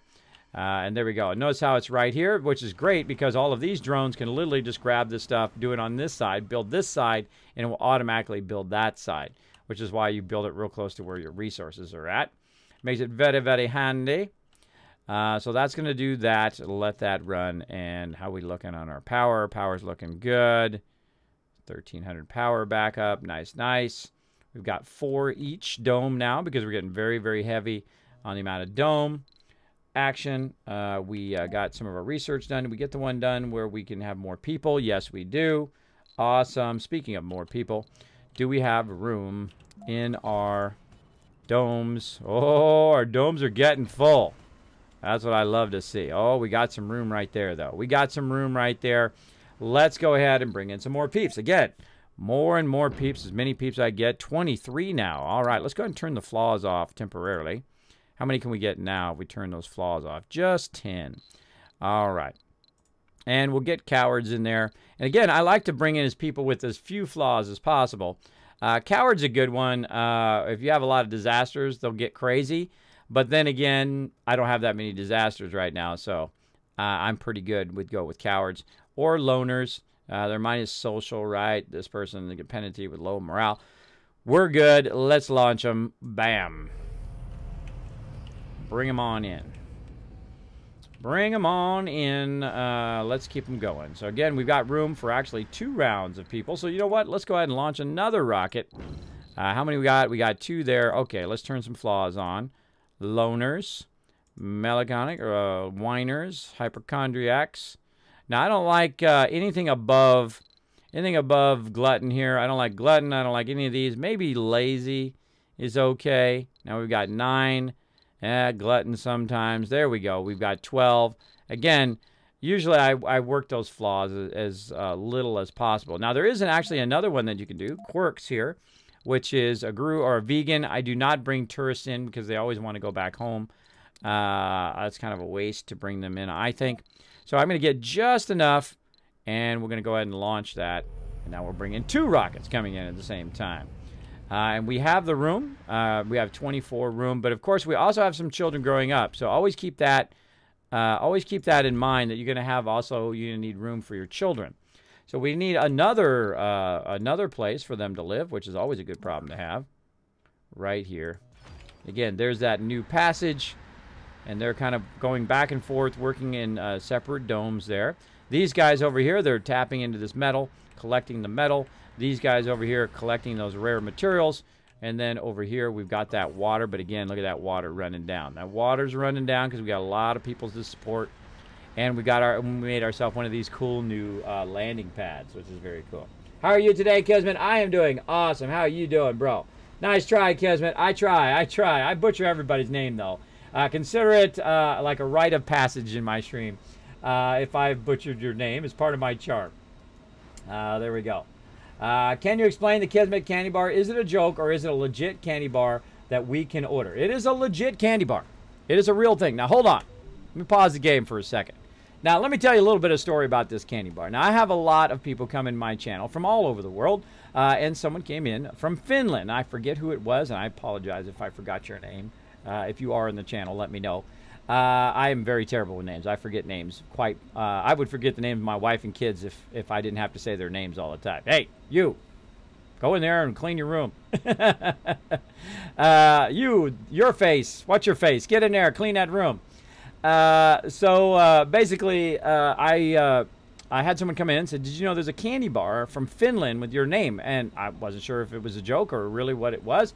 So I went and I found it, and it's made by a company called Fraser. They are from Finland, and they make the most amazing chocolate ever. Now, I'm a chocoholic. I love chocolate. It's one of my few vices in life. That's why I've got this extra little bit of something there. You know, a little bit of chocolate from time to time is not bad for you. If you just eat it all the time, that's not good.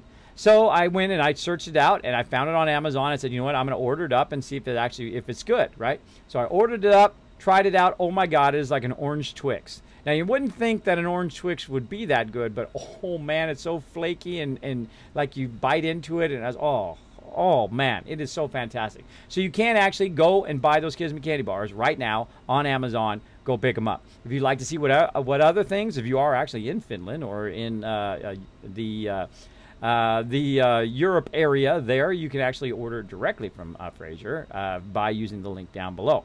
So then how do they become my sponsor, right?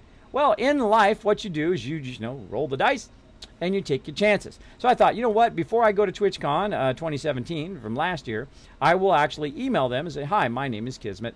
I am a streamer. I'm a partner streamer here on Twitch, and I'm going to TwitchCon, and I would love to bring a bunch of your candies along to give away for free to all of you for supporting the channel all of this time. So they said, sure, Kismet, we'll send you 150 candy bars. So they sent me 150 candy bars. They really did. And I gave every single one of them away at TwitchCon. And I bought an additional 150 on top of that and gave those away too. So I literally gave away 300 free candy bars to all of you guys at TwitchCon. Now, maybe we'll do it again this year. We'll see. Well, I've already emailed them. I'm lining up all my sponsors right now. For TwitchCon to bring even more sponsors than last year as well, to sponsor TwitchCon so I can bring you guys the epic loot as well. So if you like Kismet candy bars, please support the stream. The best way to support the stream is to actually go and use that link down there. Tell them Kismet sent you as well. And you can also email Fraser directly and say, hey, I heard about you on Kismet stream. That kind of stuff does help me a lot. And say, I love the candy bars. And they have a bunch of different varieties, not just the Kismet candy bar. It is a real candy bar. It's not named after me. And I'm not named after the candy bar, but it is a weird coincidence that they've had this candy bar for many, many years. They've been around for like 100 years, making the best chocolate ever, bro. And I've tried a bunch of their different chocolate. It is so good. I can just eat it all day. I mean, I could eat a whole box. I could eat all 150 of those candy bars easily. And my kids love them as well. Usually I have a few that I buy just for them. Because when I usually get them in bulk and I send them out to you guys, like if you go and you support via GameWisp, right? You go above and beyond support. right? That legendary level or epic level support. I will actually send you candy bars. I'll send you also epic Kismet loot and all of that kind of stuff. So if you want to go above and beyond and really support the channel at that kind of next level, then you can go ahead and also support on GameWisp on top as well. And I do have a few peeps over there who do keep the stream going. Because that actually, GameWisp is a better way to support because I do earn more, or I do retain more of that for the stream and can reinvest that into stuff like buying candy bars and stuff and investing in you guys, as you can see. So there you go. So yes, that is a true candy bar. You can buy the candy bar and try it out and let me know what you think. I clicked that banner. I don't see the Kismet candy bar on their page. That's why I'm confused. Yes, you have to search for it in there. It doesn't go directly to it. I used to have a link to directly buying it on Amazon. I will have to put that link back down below because my Amazon Associates thing kind of ticked me off. And I'll give you a quick synopsis of that too. Actually, we'll let this run while we're talking. It kind of ticked me off because I had a bunch of people go and order like video cards and a whole bunch of stuff using my Amazon Associates, and literally I made 68 cents. 68 cents for like 6-7 months worth of work where I put in the links and I did all this stuff and I promoted on stream and and then Amazon basically gave me 68 cents. It was like a backhanded slap to the face. After I was like, why did I only make 68 cents? And I said, hey, why is it working? There was some problem with my links or something like that that made it work. I got so pissed that I was like, you know what, just cancel it. Just cancel it. But then, see, this is the difference about getting certain people in customer service, right? When you're calling in to customer service and you're talking to them, people who say there's nothing I can do immediately say, I don't want to talk to you anymore. I want to talk to somebody else who can do something, who knows what they're talking about. The person I was talking about apparently did not know what the heck they were talking about because I said I wanted to see all of the things that people have bought and that kind of stuff on my account or whatever, and they say you can't do that. The first lady obviously was not trained enough to know that you could do that. So I talked back to another person. I called back later, months later. I said, you know what, I'm going to give this thing a try again, which I have not set back up again. It's just so much stuff I want to do, or just so time consuming to do all of that stuff. But and then she said, no, you can see all your stuff and all this stuff, and it was probably a links problem, and we can fix all that stuff for you, and we can get it all working. Super nice lady, incredibly great at what she does. She knew the right information, and she didn't give me bad information, and she especially did not say, there's nothing I can do. When somebody says, there's nothing I can do, I just absolutely don't talk to that person anymore. Because what happens is if you get a bad customer service person, it pisses you off. It's like, well, there's nothing you can do? Really? Nothing? Zero? Zero things you can do. Like that happened to me at Gold's Gym the other day. It made my kids cry, right? I told you guys that story where I went in there and my kids, after several years of waiting to be like their big sister to go to the gym and run with me in the treadmill and all of that stuff, basically said, sorry, we don't honor your account anymore. We don't honor your account here at Gold's Gym. The corporate people are saying that we can't honor it anymore. And I'm like, dude, I've been here for like 3 years, and I haven't used any of that extra account that I paid for and have been paying for. You don't mind billing me every month, that's for sure. But I haven't used it in all this time, and I just want to, have my kids here run with me, and we love coming over here to the gym and whatever together. Because my oldest daughter got to do it, but my twins, who are 10 now, they never got to do it because they were too young, right? Because you had to be 10 years old to be part of the gym and be able to run and do all that stuff with the parents hanging out. But they basically just gave me the finger and said, there's nothing we can do, right? The lady said, there's nothing we can do. Made my kids start to cry in the thing. Pissed off my wife. You never mess with the mama bear. Don't mess with the mama bear. You piss off the mama bear, my wife said, cancel that sucker as soon as possible. So I went into Gold's Gym after 3 years of being there, and I canceled that sucker.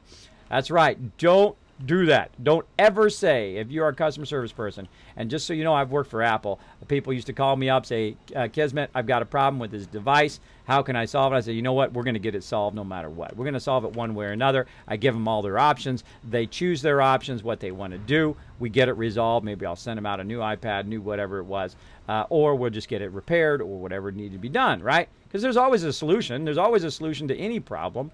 It might not be the one that you really want, right? It may not be a new device, might not be new stuff, but at least there'll be some resolution to that particular problem. I always find that to be really, really great. Okay, we got our peeps coming in. We need another landing pad. Hold on, let's put another landing pad in here because These landing pads are epic. Are epicness. I say we stick another one on this side. We sneak it in there. Oh, wouldn't it have been awesome to sneak that in right there? Say right there. All right, we're going to bring the first one down. Let's see, how much time has this got? 90, 97, 96. Let's bring the 96 one in. All right, and we'll build that other pad there. That pad thing is cool. I dig that. That's awesome. Probably angle it, too, so you have it like in a kind of a rounded edge. That'd be cool. So we'll get that going, and then, of course, it's not kicking up any dust, and then we'll get this one going. I'm loving all these changes. I'm absolutely loving it. All right, 12 more peeps getting in there. And again, we've got some room in here. We've got some room in here. I always like to see where they run to. Let's see. Where do they go? Ah, they ran into this one, which is good. This is my primary one. Now, look at how many people we got in here. Now, let's go ahead and look at our people.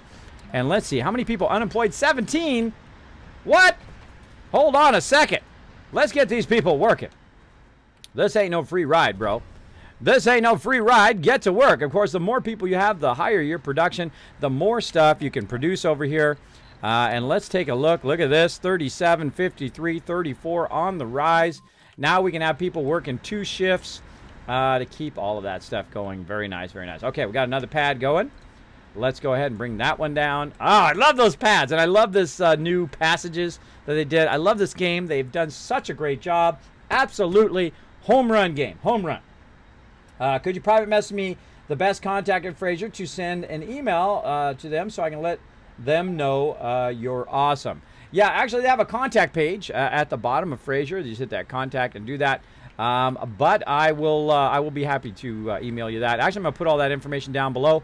I have a gigantic overhaul coming from my entire stream, including all my panels, all of my schedule stuff, alerts, everything. Everything beyond any stream you've ever seen before. Because that's the way I do up in this stream. Coming very, very soon. My mod's going to have a preview of it tonight because they're special. What can I say? What can I say? But I'll be bringing it to you guys as soon as possible. I'm working on it for over 6 months. The technology, making the technology is one of the hard parts.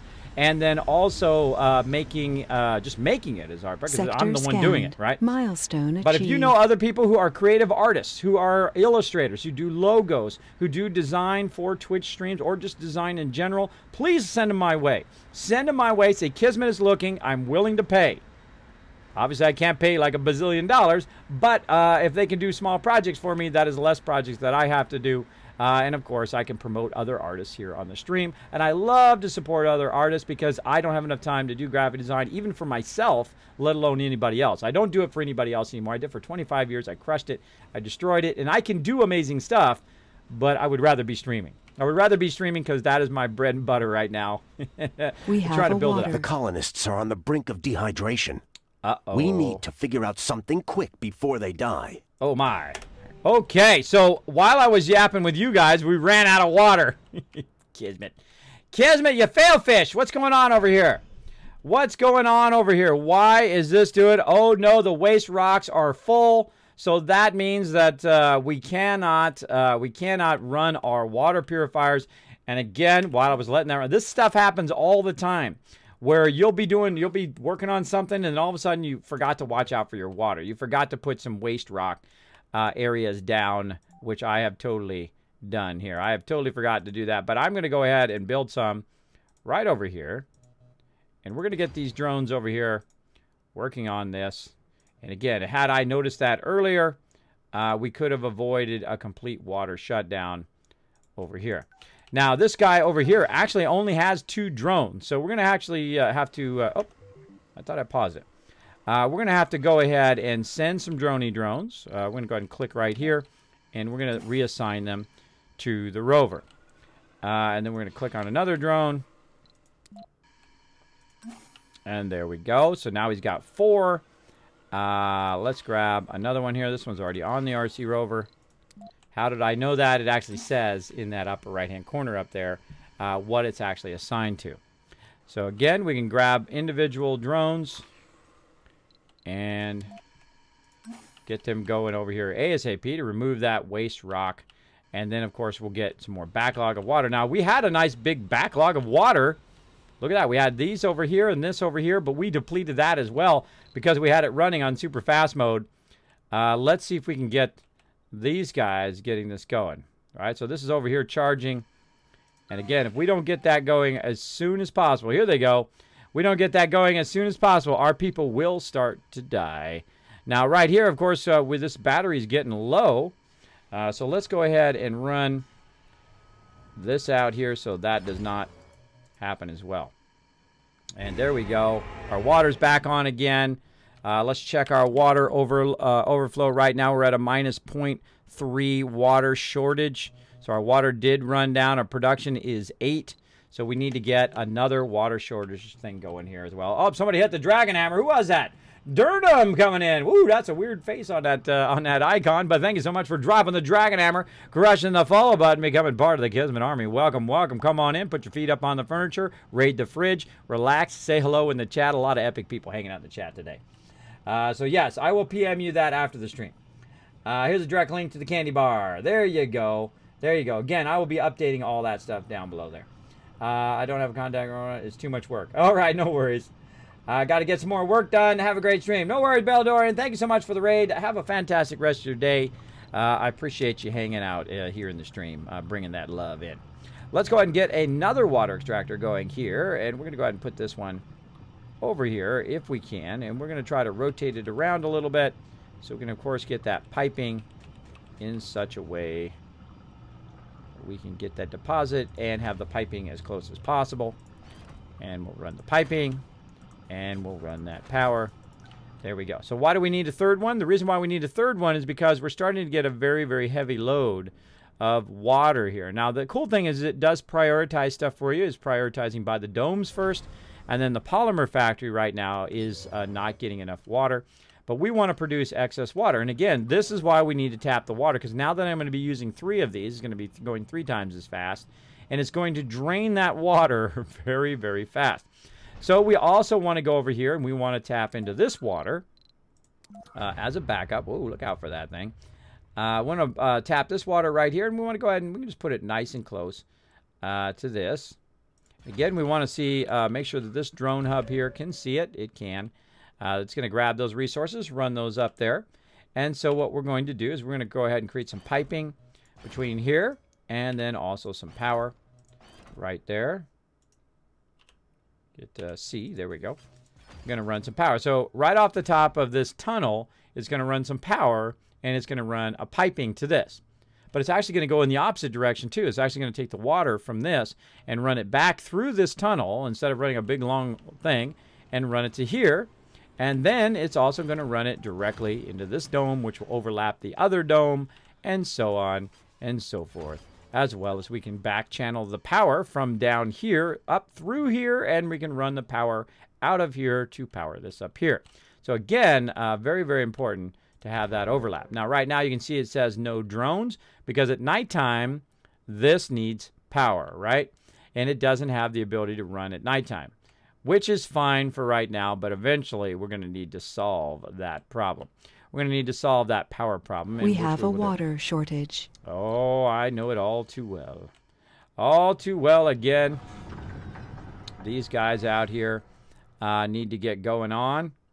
And again, look at these power lines we're having issues with along here. So we need some metal to keep that power going as well. So let's go ahead and build a nice metal storage over here. Oh, look at that bigger storage there. Cool, cool.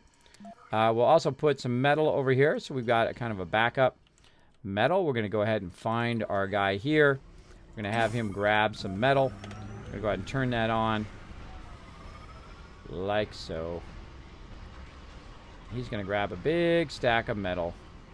We'll come back to our other stuff because we got to solve this water problem. Otherwise, our people will die. Then people will not want to come here because who wants to live in a place where you're going to die? And you can see these guys are trying to run up here and bring that metal down. But the transport is going to be much faster. And it's going to run it down here. It's going to offload it here. Now, why am I putting it there? Well, this will have an overlap into this metal. And then all of our little dronies here will try to do this. Now, right now, our drones are really doing nothing. But we want them to be doing something, right? We want them to be working all of this. But this, of course, has low power.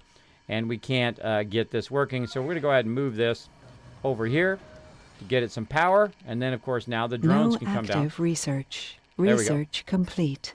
Now the drones can come down, get powered up by this, right? As it's getting powered up, then the drones will go back to work. There we go. And the drones will go back to work, and of course, they'll create this power line. Sector scan. Now, once I park this on the end of this power line, it will never lose power. It will drain power from the thing, and then that will not happen again, hopefully. And we'll have all of our power nice and resolved here eventually as they fix that. So, but it reaches these resources. It reaches all of this, so it's fine. And then once we get our drones in, though, we'll pull all of this out, which will get the water going. Again, all of this stuff does interact with each other. We need to keep that going again. Right now, I'm not too worried about it. Hopefully, they get it solved very, very quickly. Get that going. So there's 13 up here. Have this guy go get this. And then have him bring it back. And store it right there. All right, go get it, bro. This guy over here, again, they're working on all that down there. There's nothing really I can do to speed that up even anymore. That one's getting that one. 38 over here. All right, again, up here. Have this guy grab that. Metals. And then come back down. And go there. And left click. All right, and we've got these guys. How are we looking? Did we get all the food out of there yet? Nope. How about all the food out of here yet? Nope. Still working on that. Why are they not draining that? Oh, we're maxed out. See, when I look at it, I go, why does that take so long? That's because we, of course, have maxed out on the amount of food that we can hold. So we're going to go ahead and put another one there and watch them all kick in. Look at that, as they kick in and take care of business up in here. And again, we'll put another one over here. There we go. Now they'll grab all of that. They'll offload it from the ship so we can launch those ships out of there. And how are we looking over here? All right, so we've got that resolved. We got all this resolved. We've got that built. They're building this down here. I'm going to go ahead and move this guy back up to here. There we go. And now he's going to have a constant source of power. He's also going to be able to overlap all of this stuff. And they'll be able to work there and keep my water running. Now we can go ahead and look over here. How's my water looking now? Okay, now we have plenty of water. Let's see. Do we get our surplus going? Yes, we're getting a bit of surplus. So our backup water tanks are going there, which probably saved our booty big time. So nobody died. And now we have just about, almost. I think we did. No, we crossed 100. We crossed 100. Oh, no, I'm not researching some tech. Oh, bad Kismet. Bad Kismet. I was sitting there talking with you guys, and we let that run, and we just about caused a cascade failure of my entire base. But that's okay. That's okay. We're doing our stuff here. 2100. Again, I'm always looking for stuff that is the cheapest. So let's do that one. And actually, we'll do this one just so we get that done. This is 2000, 2800, 2100. So we're going to go 2000 first. This is 2000. And this one's probably the next one that I want to do. And then this one up here makes our moisture evaporators go faster, but we don't have any of those because I don't bring those in at the very beginning. 2000 there. And again, we'll get all the cheap ones first because we want to get those done by the time it's sold 100. There we go. There we go. Durham, relax. I've been here all of 10 minutes and I have more energy than 2 5-hour energy shots. There you go. There you go. That's the way to do it, Durham. That's the way to do it. How are we looking on time? Oh my gosh, we're running out of time again. You know what I haven't done all this time? Saved. Probably a good idea to do that, though it does auto-save. New patch 3. Now we're making some good progress here. Again, this is the first playthrough from scratch of the new Opportunity Update. I strongly recommend it. If you like playing some Surviving Mars, if you like RTS games, you never tried this game before, absolutely, I wholly recommend it. I'm not being paid for this. I don't get nothing if you go and you buy it. That's how you know somebody is legit, when they get nothing out of it other than the fact that you guys get to play an epic game, which I really, really enjoy. And I'm always learning new stuff about this game, so I really like about it. Now this one over here needs some resources. It needs some concrete and machine parts.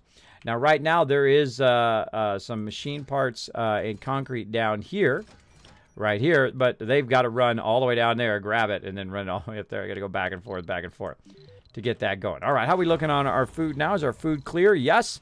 And bye-bye. Again, we have these cool new pads here. There we go. Same thing there. Thank you for your service. Thanks for bringing in epic peeps into my base. All right, how we looking? 24 here. Oh, maxed out. Looking sweet. We got one there. 24, 24. You know what? Let's get some more. Do we got other people waiting here? We got some more. Oh, we got 11 people waiting. Maybe we can sneak some more people on there. No, we don't want. Let's just go 11. Let's just go 11. Again, right now is when I need more and more people. The more people I have, the more production I can do. Now, I'm going to go over and look at my people. How many got unemployed? 19. I got 19 people doing diddly squat. So let's go ahead and open up another shift there. Let's go ahead and open up another shift here. Now, we've got to watch out that we don't run out of materials. We've got 203 left there. And over here, we have 677 left there. We got another one right there, which is really cool. But we want to go ahead and make sure that we boost that so everybody has a job. Polymers is at double shift. And let's go ahead, turn on that electronics at nighttime. Oh, ho, ho, ho. When I get to that point, I am very giddy about that. Very, very giddy about that nighttime work shift. Now, same thing here. We're going to go ahead and turn on some nighttime work shift for this. We'll go ahead and also upgrade our research labs. And again, this will create excess jobs, more jobs than I have people, which is the way you always want it to be, right? You want to make sure that you have lots of excess jobs for everybody to do, right? And again, I like to do double shifts, and electronics is the only thing I like to do triple shifts on. And the reason why is because electronics take a really long time to build. And, of course, we want to get those going up. Now, once I cross about 100 of each thing, then I really know that I'm building momentum toward whatever I want to do. No resources. How dare you? Oh, there we go. Drone assembler coming up. Nice, nice, nice. Let's go ahead and make sure that our thing is still scanning. It is.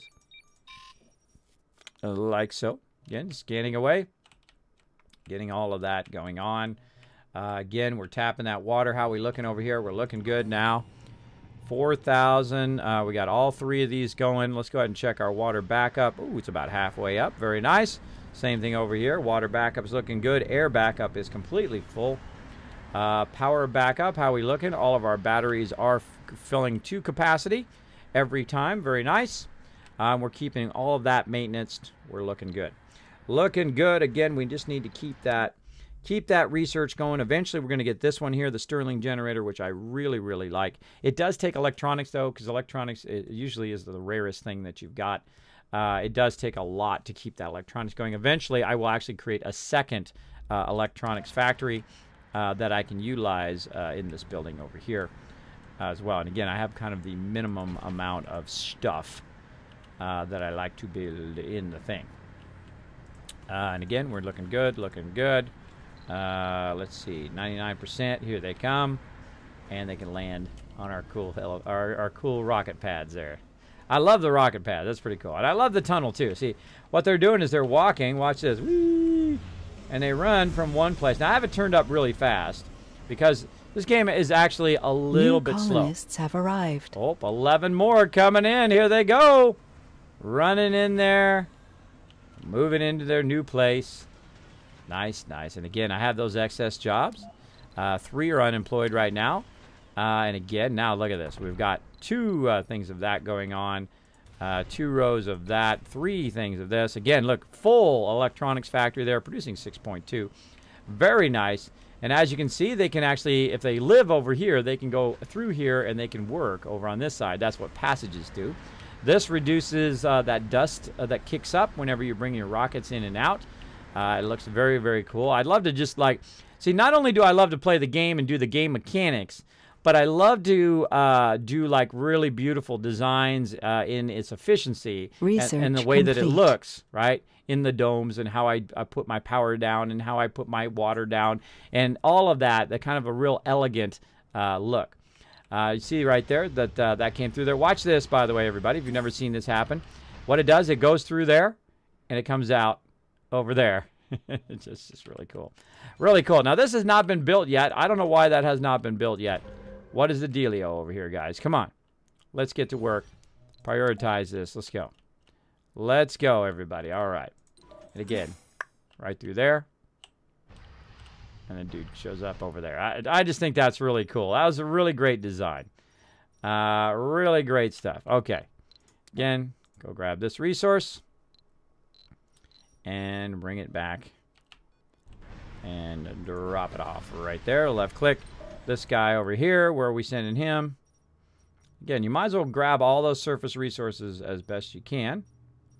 Now, you might be like, Kismet, why are you not building like 53 domes right now, right? Why are you not building a mass amount of domes? Well, you physically don't have enough people. That what really slows you down is the fact that you just don't have enough people to just build dome after dome after dome like really, really quickly. Because you can only bring so many people in from Earth at the very beginning. Oh, this one's already ready to go. Wow, look at that. Already refueled, got all the food out of there. Looking awesome. Thank you so much for bringing those awesome peeps into my domes. Off they go. So again, right now I'm at 50 and 64, so I have 114 people running right now. And of course, we want to make sure that they're happy, which they are. That green means that they're having those babies, and that's what we want to see. We want to see those babies building up here in the nursery. So of course, we've got that next generation to keep the areas going. Over here, we got 2 over here, so we got 5 additional peeps that are going to show up. Now, of course, some people die. Uh-oh. Some people die, and then, of course, keep going on. All right. Oh, thank you, Crazy, for putting that link in there. Appreciate that. There we go. And again, thanks, everybody, for hanging out here in the stream. These are kind of extra streams that I typically do on top of my night streams. This way we can play other games as well. No resources. I hate it when it says that. I hate it when it says that. Find me some resources and, of course, some anomalies for me to do my thing over here. For me to do my thing. Let's keep going. Oh, look at those resources. Come on. Charge that baby up. Let's get it charged. Let's see what our surplus is in power during the day. 98. That should be enough to get those completely charged. How are we looking on daytime here? We're just about to hit that nighttime. Now, again, if you see these are low when the nighttime kicks in, that's a dead giveaway that you need to add more power. Now, look how much power I have, right? That's a lot of power just to make those 2 domes run. Again, how are we looking on our water here? See our water resource getting low. Research complete. This thing is not building out here for some reason. I have no idea why. It should overlap. Is it not overlapping concrete? Where did I put that concrete? Right there. Ah, okay, hold on. Hold on, we got to make these overlap. So let's take this one out. And let's have, oh, these are out of resources. There's another reason right there, too. Let's go ahead and build a concrete overlap this way. Right there. And we've got some concrete down here. But it doesn't do me any good because this guy cannot see way down here. His actually stops right here, so he can't see that concrete there. This guy can. He can see that concrete, and as you can see, whoo, look at him go. Look at him fill that stuff up like nobody's business. So what we would need to do is these concretes are depleted. There's no deposit, so we need to get rid of those. Anomaly found. Oh, another anomaly. Let's get rid of those.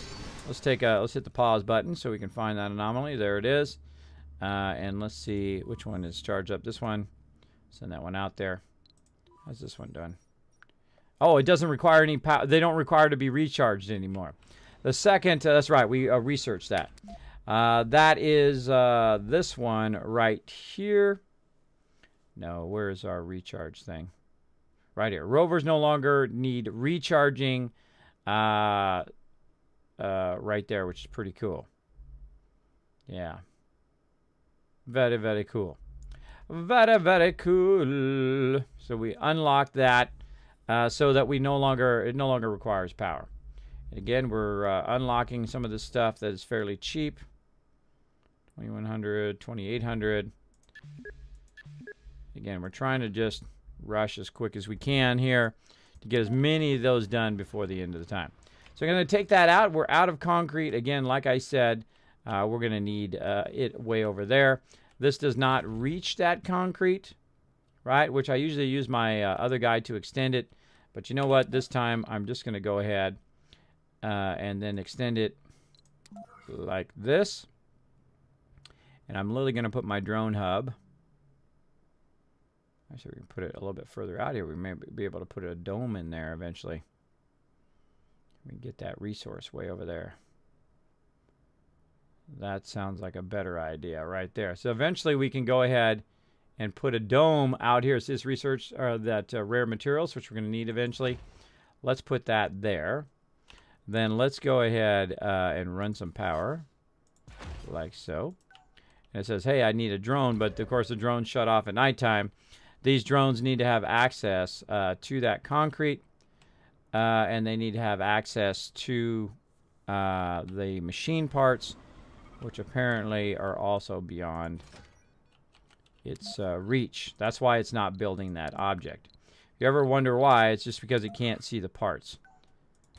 So it needs to be right about here. Machine parts. Again, we're going to run out of time here, but we'll try to get it done. Again, I like to double check. There we go. Now this won't be able to see it because it'll be just a bit beyond its range. So we might have to move that up here. So we can try to get that overlapped. Let's actually take this out here. Again, let's see where that's at.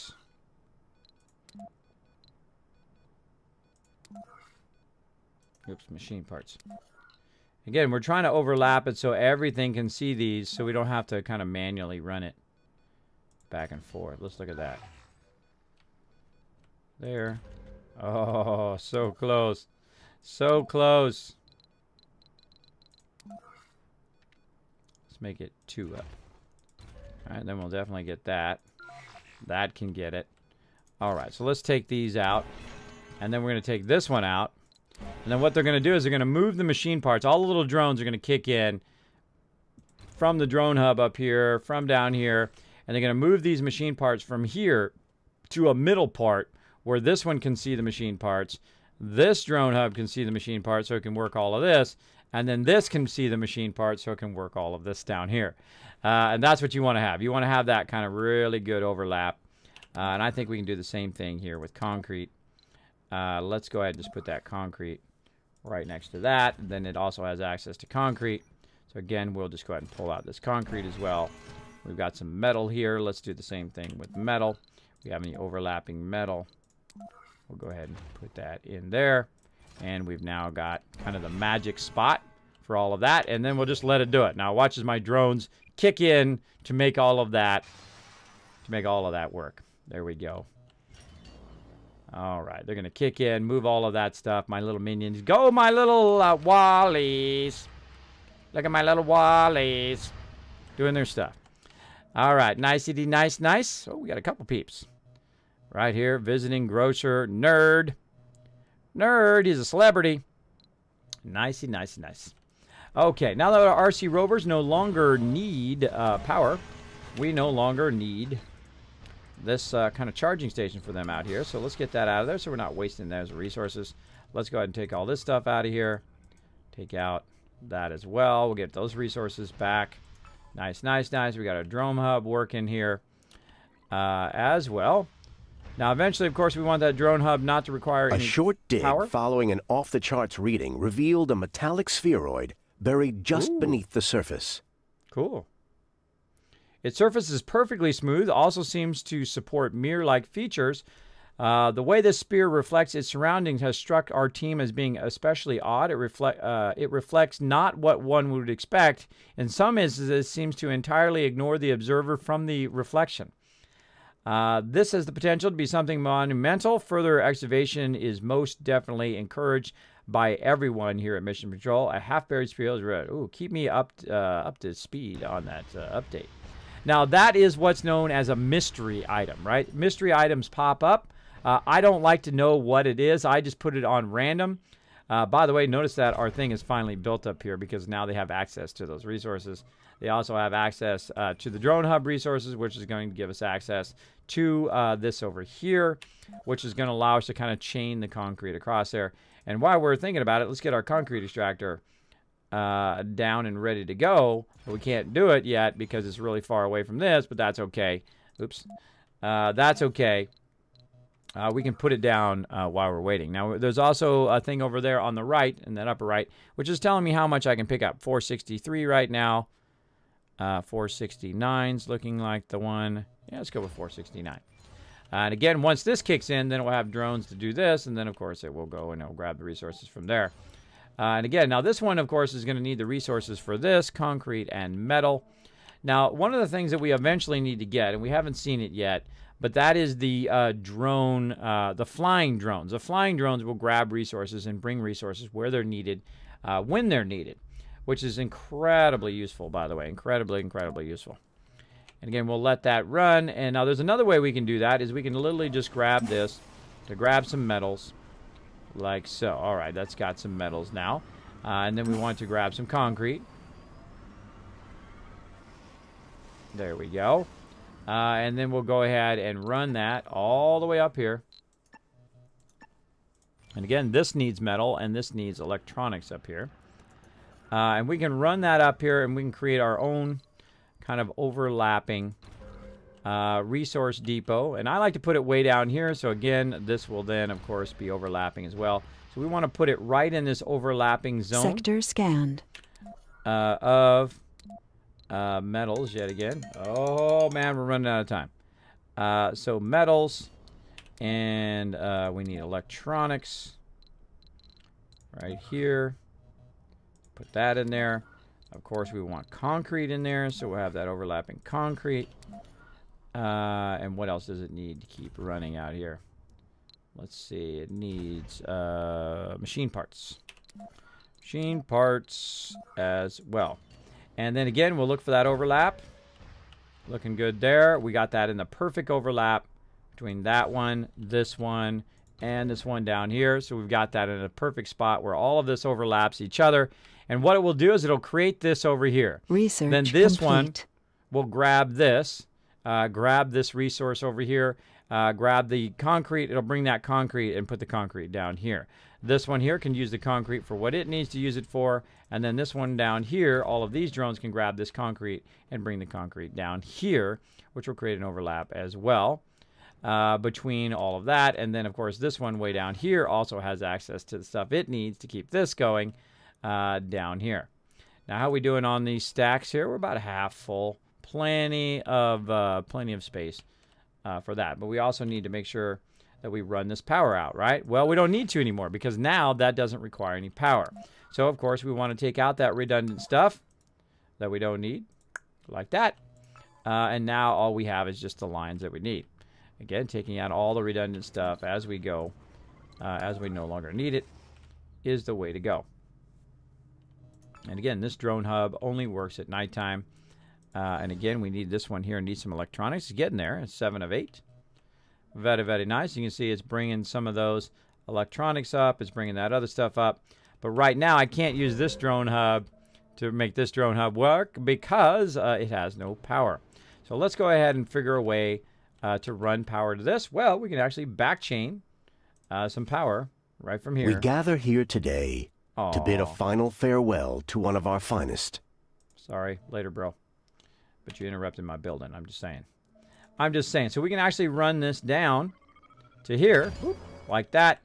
And then, of course, go in and take this out and this out. And actually a little bit of this. And then run that again. So we're going to backchain that way. Or we could have done it from over here. But this is a little bit longer here. So we're going to back run that power to this, and while we take out all this other stuff. And then once this kicks in, this actually will use the power from our primary city. Now again, whenever you start to do that, when you're adding a lot of stuff that needs a lot of power, make sure to be adding more power along your power grid. Of course, the more power that you have, the more it costs in resources and whatnot. Oops, that was a little too far there. A little too far. I want it more like right there. So let's go ahead and go in. My drones are doing their stuff. Take that out. Add that back in. There we go. Again, they'll overlap that like so.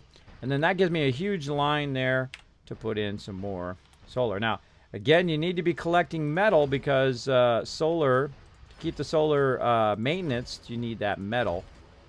Make sure to keep that metal coming in.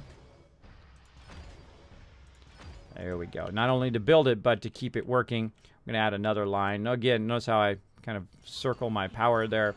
It makes it easy because then it's kind of redundant power running in two directions. So if it breaks here, you can always run around the other way.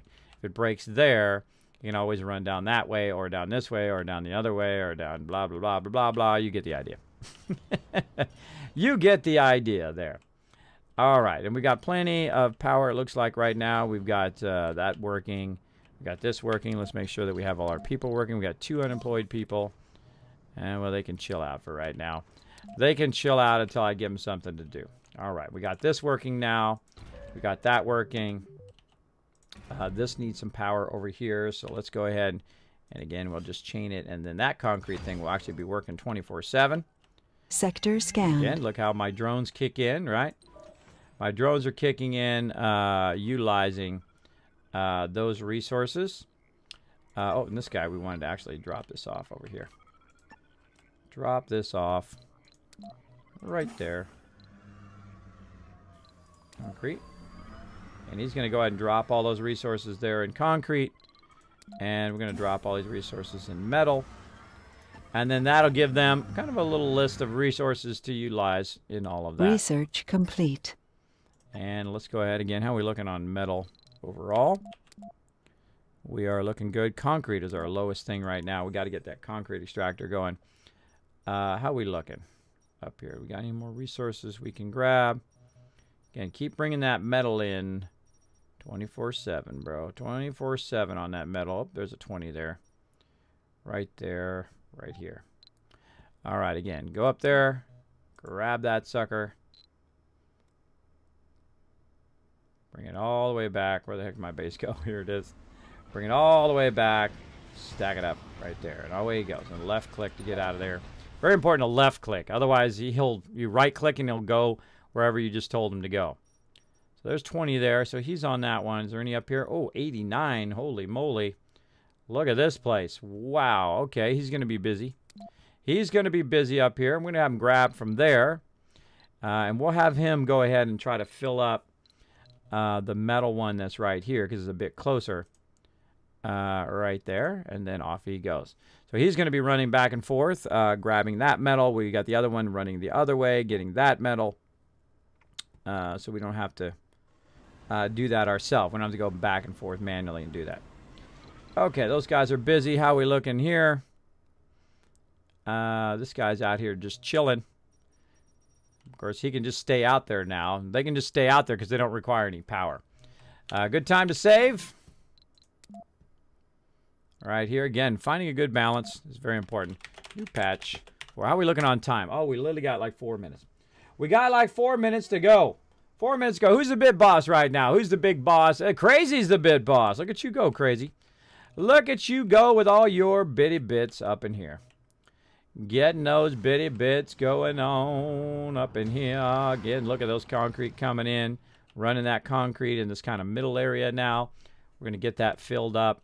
And then eventually, of course, Peep's going to grab that concrete, bring it down here whenever they need it as well. Ooh, look at that power. Look how close that power was. See how close that power was there? When I see that, I'm like, uh-oh. Uh-oh, how much surplus do we got? Okay, now we're back up to 100 surplus because we added that rest. And, of course, several cycles will go through. And then, of course, that won't be so close in those several cycles in the future. And, again, we're getting that research going on. Eventually, we use this as storage. We'll do this. We'll clean the dust off of our stuff. Let's get all of those done. And again, we just let it run on full maximum here. And again, this is getting depleted. How are we doing up here? Is this being tapped into? Yes, it is. Nice. So we got this as a backup. Should we need it for the rest of them. Now, we're also going to go ahead and just in case that runs out, which it will eventually, let's go ahead and let's build some redundant ones here.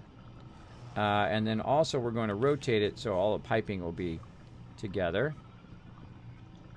So we'll say right there. And then we will build a third one. Because again, want that to be very redundant. Like that. And we'll run, of course, that piping out there. So we'll have that for these ones as well. So all three of those can go ahead and grab that water and pull it out of there, run it through this tunnel to this tunnel, which then, of course, runs to this dome, which, of course, backlogs through all of this. So we make sure we have plenty of water. Now, a good idea, speaking of backlogging, is to go in and chain a few more of these in. So I'm going to go ahead and put a couple more of these in, because now that we have a lot of water production, we can do a lot of redundant power. And you notice how I like to put them nice and close. And then over here, same thing. We can go ahead and see if we can sneak. I don't think we're going to be able to sneak those in because those things. Oh, we didn't build our over ramp yet. Let's do that. We haven't done that yet. Research complete. Domes. Here we go. Passage ramp. Let's see if we can get that. Sector scanned. Anomaly found. I just want to build it because it's cool. I'm not going to have too many cars come through there or anything like that, but I just think that's super cool that you can actually build a cool ramp there. So if your drones need to go up and over the thing to do maintenance or something like that, they can do that. So I don't know. They've added a lot of cool stuff. Martian education, very nice, very nice. We've got that done. Cool. I've been waiting on that, and we've got a nice spot for it right here. Oh man, time is up. Oh, let's get our Martian education in. Now what this is right here is this is so they can learn specific tasks, which makes them better at manufacturing or whatever it is. So we are utilizing that so that they can be smarter and be more specialized in their certain fields to do that. But we are out of time. I just want to sit and play this game all day. But I've got to take care of my IRL stuff, everybody. New patch number 5 right there. Got to take care of that IRL. Make sure you balance your life out so you don't get into trouble. And, of course, the more real-life aggro you have, the tougher it is to get everything else going on. Let's go ahead. Let's see who we got over here. Clicking all the peeps. Crazy. Got us lots of stuff here. Let's see. Let's see who we got for some love today. Again. I like that guy's title. I like that guy's title. We might get him because he's got a really good title. Oh, a lot of great streamers here, though. A lot of great streamers. Thank you so much for dropping the Dragon Hammer. There's Cyber Space Poet. Thank you so much for dropping the Dragon Hammer, crushing that follow button, becoming part of the Kismet Army. Welcome. Now, we know these guys. These guys are pretty awesome. Oh, it looks like they finished that game. Oh, right now they're in the finish. Now, we know those guys. We've gotten them many times before. We're going to have to forego them today. Oh, here we go. We know this guy. He's amazing as well. We'll have to get him next time because this person has an amazing title. We're going to have to get him. We're going to have to get him just because if you got a good title, I will come in and I will get you. You override everybody else usually if you have a good title. You know, I would like to raid everybody, but I just can't raid everybody. I have raided thousands and thousands of people here on Twitch. Big time. Oh, there comes that follow. Thank you so much for that. Appreciate that for coming in, being part of the Kismet Army. Let me get back to my overseer's office. Here we go. Now, again, Crazy, go ahead and give yourself 5,000 bits, or actually one of my other mods will have to do it. He can't give stuff to himself, or I will do it after the stream. But I got to go get my kids here in literally -5 minutes.